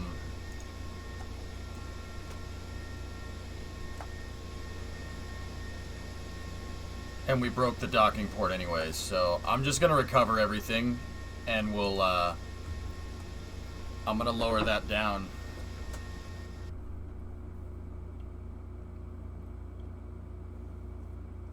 Can you put the whole thing on an alligator hint? No. Can't be on a robotic. It has to be structural, so it has to. It can't drift. That part can't drift. But I think we're in luck. I'm pretty sure I spaced that thing out in such a way that the two Spurbing bear. No, I think I spaced that thing out for the mass simulator, which means even if I did get it past it and we forced it past, I think it's too high. I think it's too far up off the ground. So here, let me just go to the next day. Recover.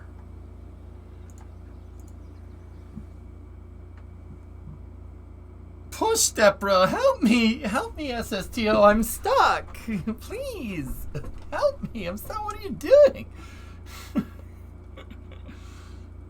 So messed up.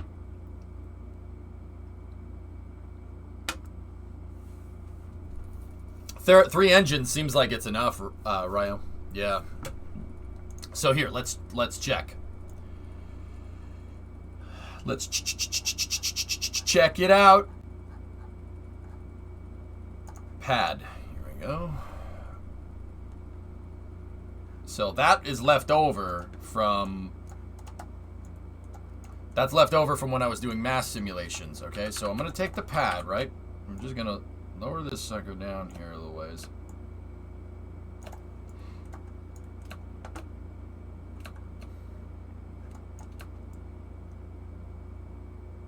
There is one thing that I want to check real quick. Let me just put this here like that. Yep. Okay. Oh. Right. Okay. There's see that little thing right there? That's the reason why the pad was jumping around.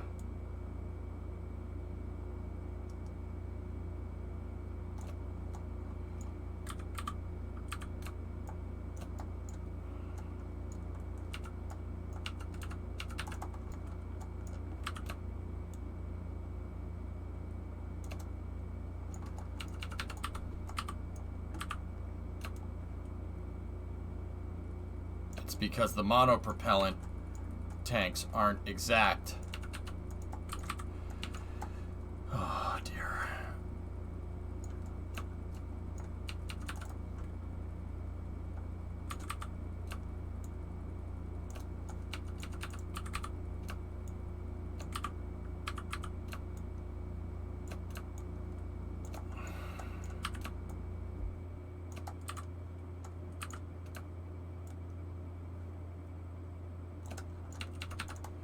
That means I have to move this whole damn thing in here like this. And then we need to level it. And then we need to go local orientation and go all the way back. And then what should fix this is if I get the next part in the hierarchy and do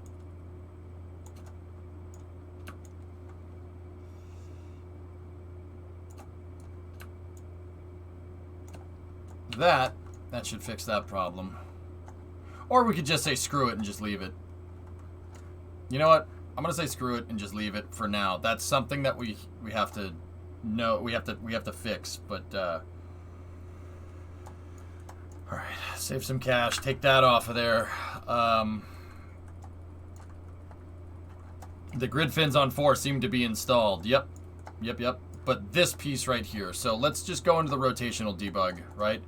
Enable the rotational debug controller. Move the entire launch plate up here like this. Take that. Close that out. Load this up. Don't save. Give me the Pathfinder, wherever that is. Pathfinder. Merge.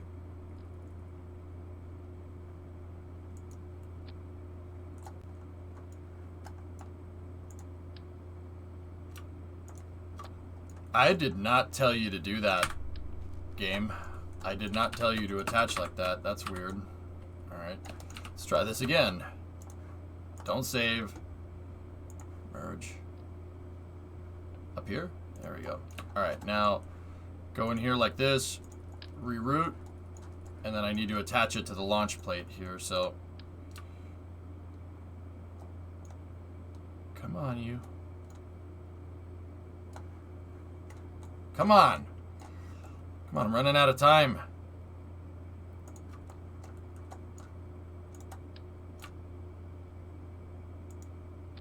Bingo. Okay.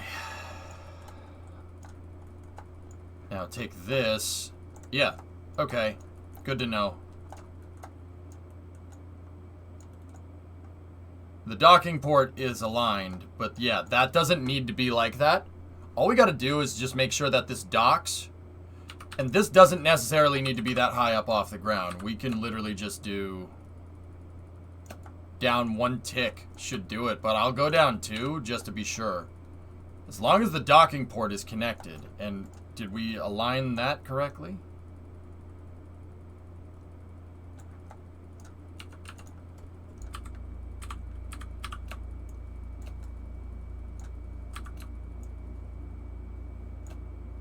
Cool. And this will just push. It'll push up on that panel. And this will connect the 2 vehicles together on a secondary extension. Save. Now, this piece doesn't really make that big of a difference. We can dump that. I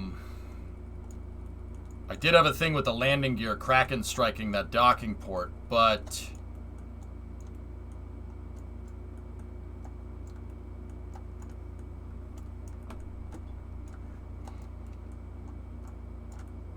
I think we're all right. Yeah, Carrier, I have basically a Cliff Notes in the KSP channel of what we need.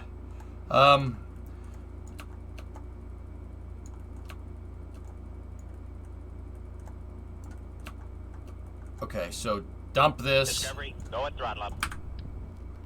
And then take the pad box, the launch box, and move it right back into position. Disable the rotational debug controllers, because that does screw things up.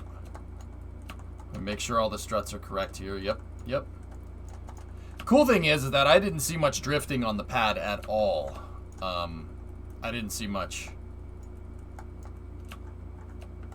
Reloads. 11-month resub. Thanks, man.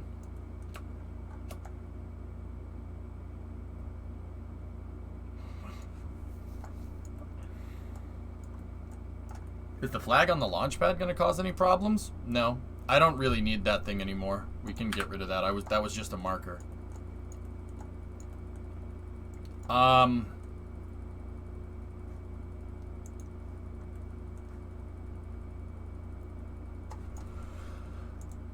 Okay. They're installing the grid fins on Super Heavy Booster 4. I know, Arcsign.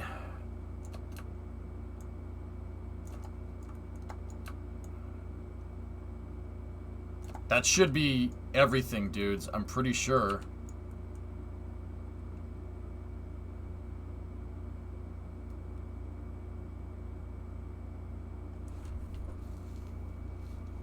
Unless I'm missing something.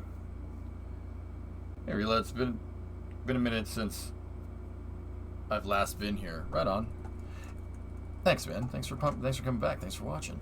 Guys, is it just me or are the frame rates too... The frame rates aren't that bad. They aren't really that bad with this. I thought it would be worse than this, but it's really not a big deal. But then again, I haven't docked the thing together. That's the one, like, thing where I'm like, freaking out, you know? But, yeah.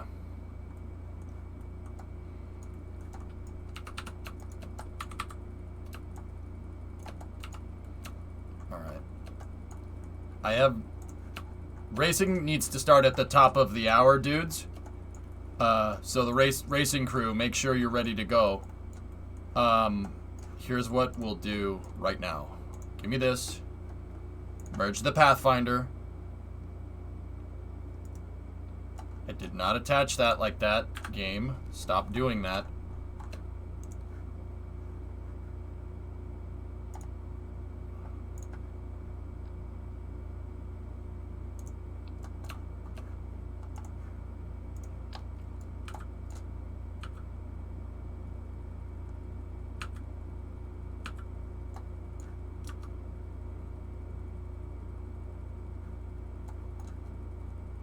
I was gonna see if I could put this on here and do one more test, but my biggest worry is landing next to this pad.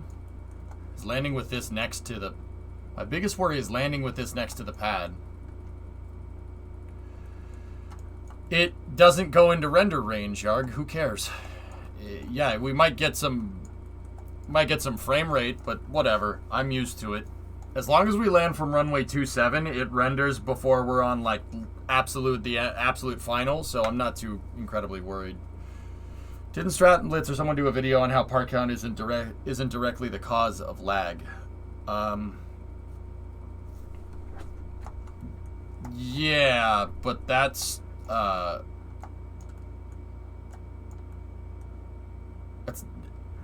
exactly applicable here, Tars.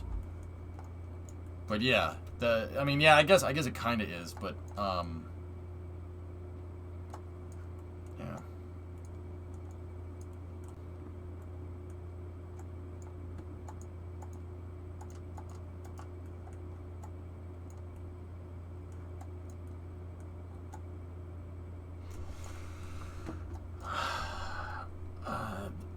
I lost my train of thought, damn it.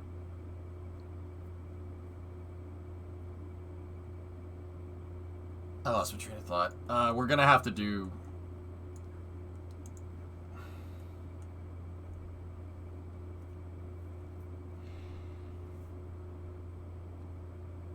Hey, Everest, what's going on?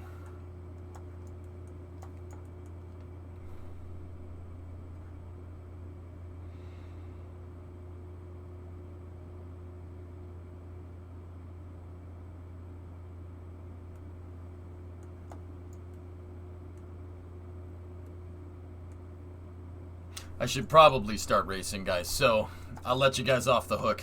We'll do the last integration testing tomorrow. We gotta integrate. We gotta do the last integration test to make sure this whole thing hooks together. And when it does hook together,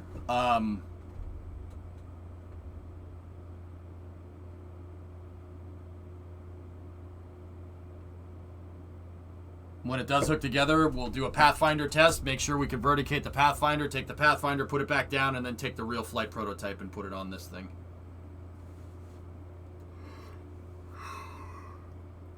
Yeah.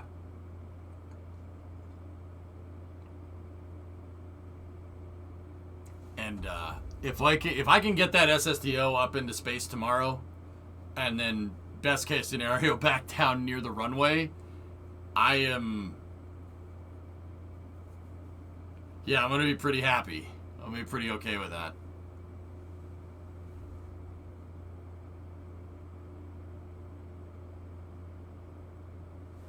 I can't believe this thing came together this quick, dudes. So, I'm gonna get ready for racing, guys, but also at the same time, man, this thing went together real fast. Yes, yeah, Everest the big one. Yep, that's right. This thing went together real quick. I can't believe how fast it actually came together. It's...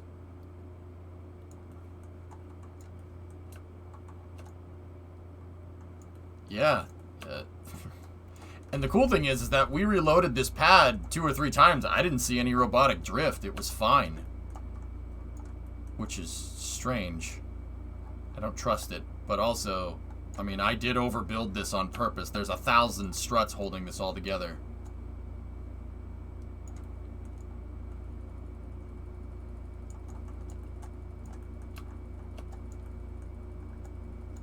Alright, dudes.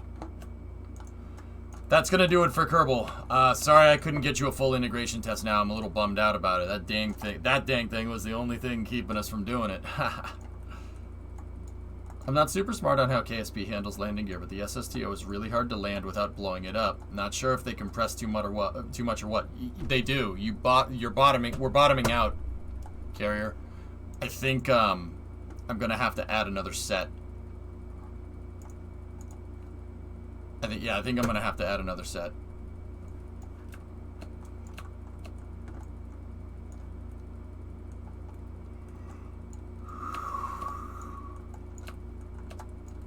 I think I should double them up out here. Yeah, we should double it up.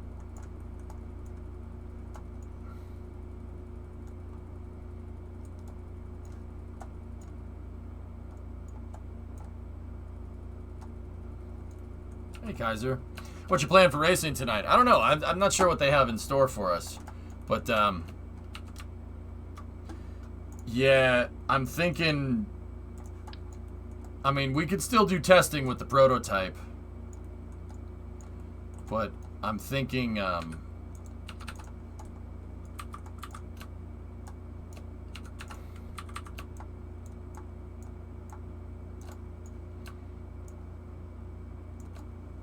think this might be the right move.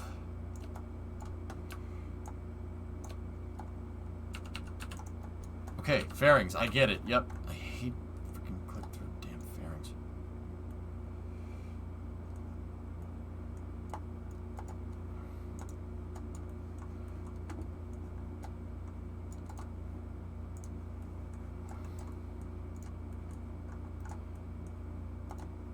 Well, Hellfish, it's, you know, you suggested it, but a lot of people keep telling me they're having problems with the gear. They're having problems with it. Yarg told me that. Carrier, you've told me that now. Everyone's having issues with the landing gear.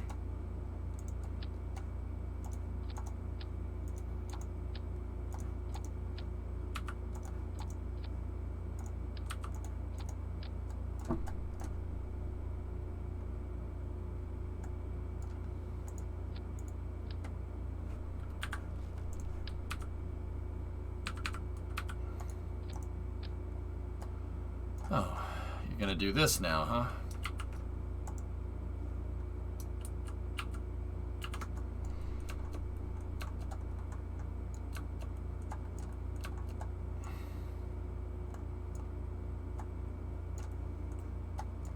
Is the gear in symmetry? It wants to put 2 struts on it. Oh, no, it's not. Thank you. Yeah,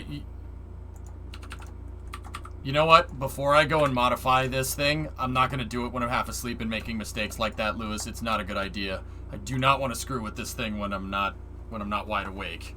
It is very expensive and very, very, very delicate, apparently, because of the gear. We got to be careful with it. So I'm not going to mess with that right now. We can do changes to the prototype tomorrow.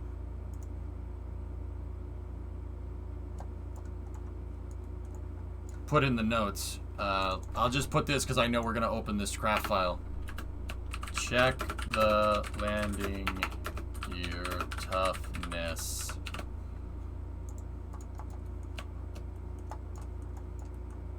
I only had issues with the front gear.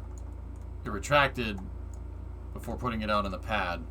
So deploy shielded needs to be enabled, and I did enable it with this one. Okay, so we could do more testing with this tomorrow, guys. But here, hold on. I took an awesome screenshot. Take a look.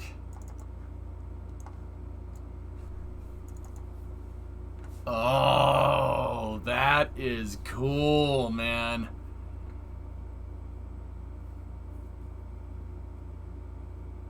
That's cool.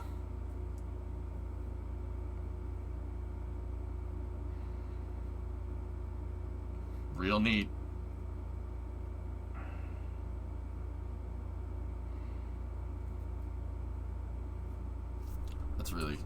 That's really cool. We did a lot of work over the last couple of days with this thing, dudes. That's gonna look so cool. You know what this shot reminds me of? Here, hold on. It reminds me of that shot of Energia Polius on the test stand in the 80s. Hold on. There's this insane shot of them putting the Energia on the test stand with the transporter and stuff. I'm trying to find it. Give me 1 second.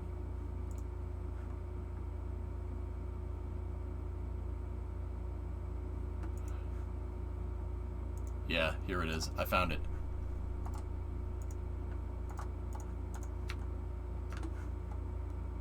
Look at that. Oh my gosh. And then there's like footage of them rolling it up to it.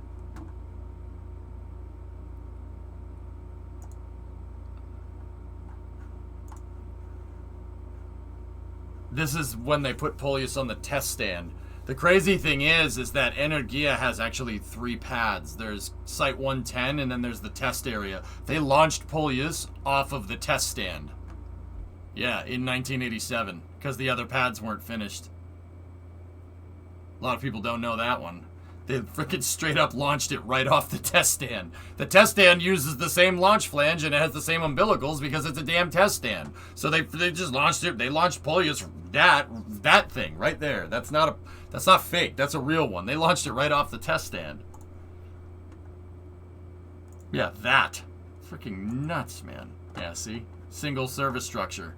That's how you know it's the test pad. Yep.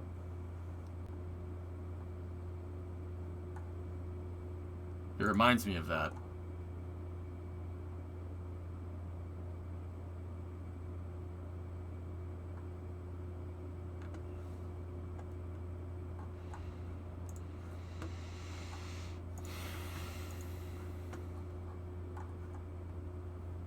Give me 1 second.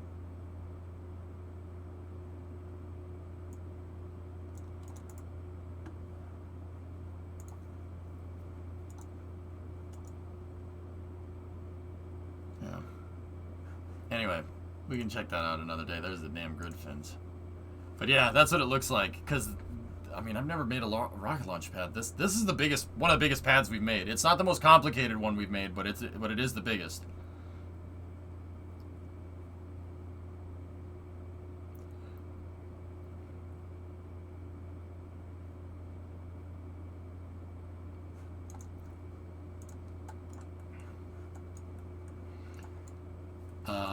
Yeah, we gotta get rid of these.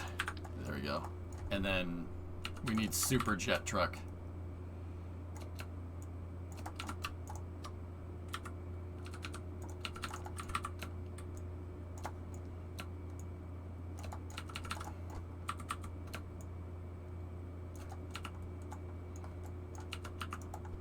I wonder what we would need to make hydraulic or make an electric truck be able to move this up the pad. How many wheels would that thing freaking take? I actually had another idea, guys, about building a U-shaped truck that could fit underneath here and docks to this port, right? But the truck is U-shaped and it kind of, it goes across here and then it goes back on either side. That might be better for maneuvering this thing around. And if I make that truck like an SPMT where I could raise the SSTO up and down, it might be something worthwhile to look at to help me with alignment. Like a tug, not necessarily, but yeah, it's something that we're gonna have to look at. We'll discuss all this tomorrow. On the other hand, jet truck works just fine, but I can already kind of tell that we, you know, hitting that pole notwithstanding that we might have alignment problems, and I might need to raise or lower the SSTO. And it might make it easier to go and recover it if I can. I mean, because this thing's high enough off the ground, I could just drive underneath it, lift it up, dock to the thing, and then move the thing around with its landing gear retracted, right? And if I can move around with the thing's landing gear retracted, then we don't really have to worry about it Kraken striking it. But maybe that's a quality of life thing that we need to work on in the future, and not a maybe that's a QOL thing and not necessarily something that we really need right now. Is it possible to make a winch? No. Anyway, that's going to do it for me, guys. I will see you guys tomorrow, probably around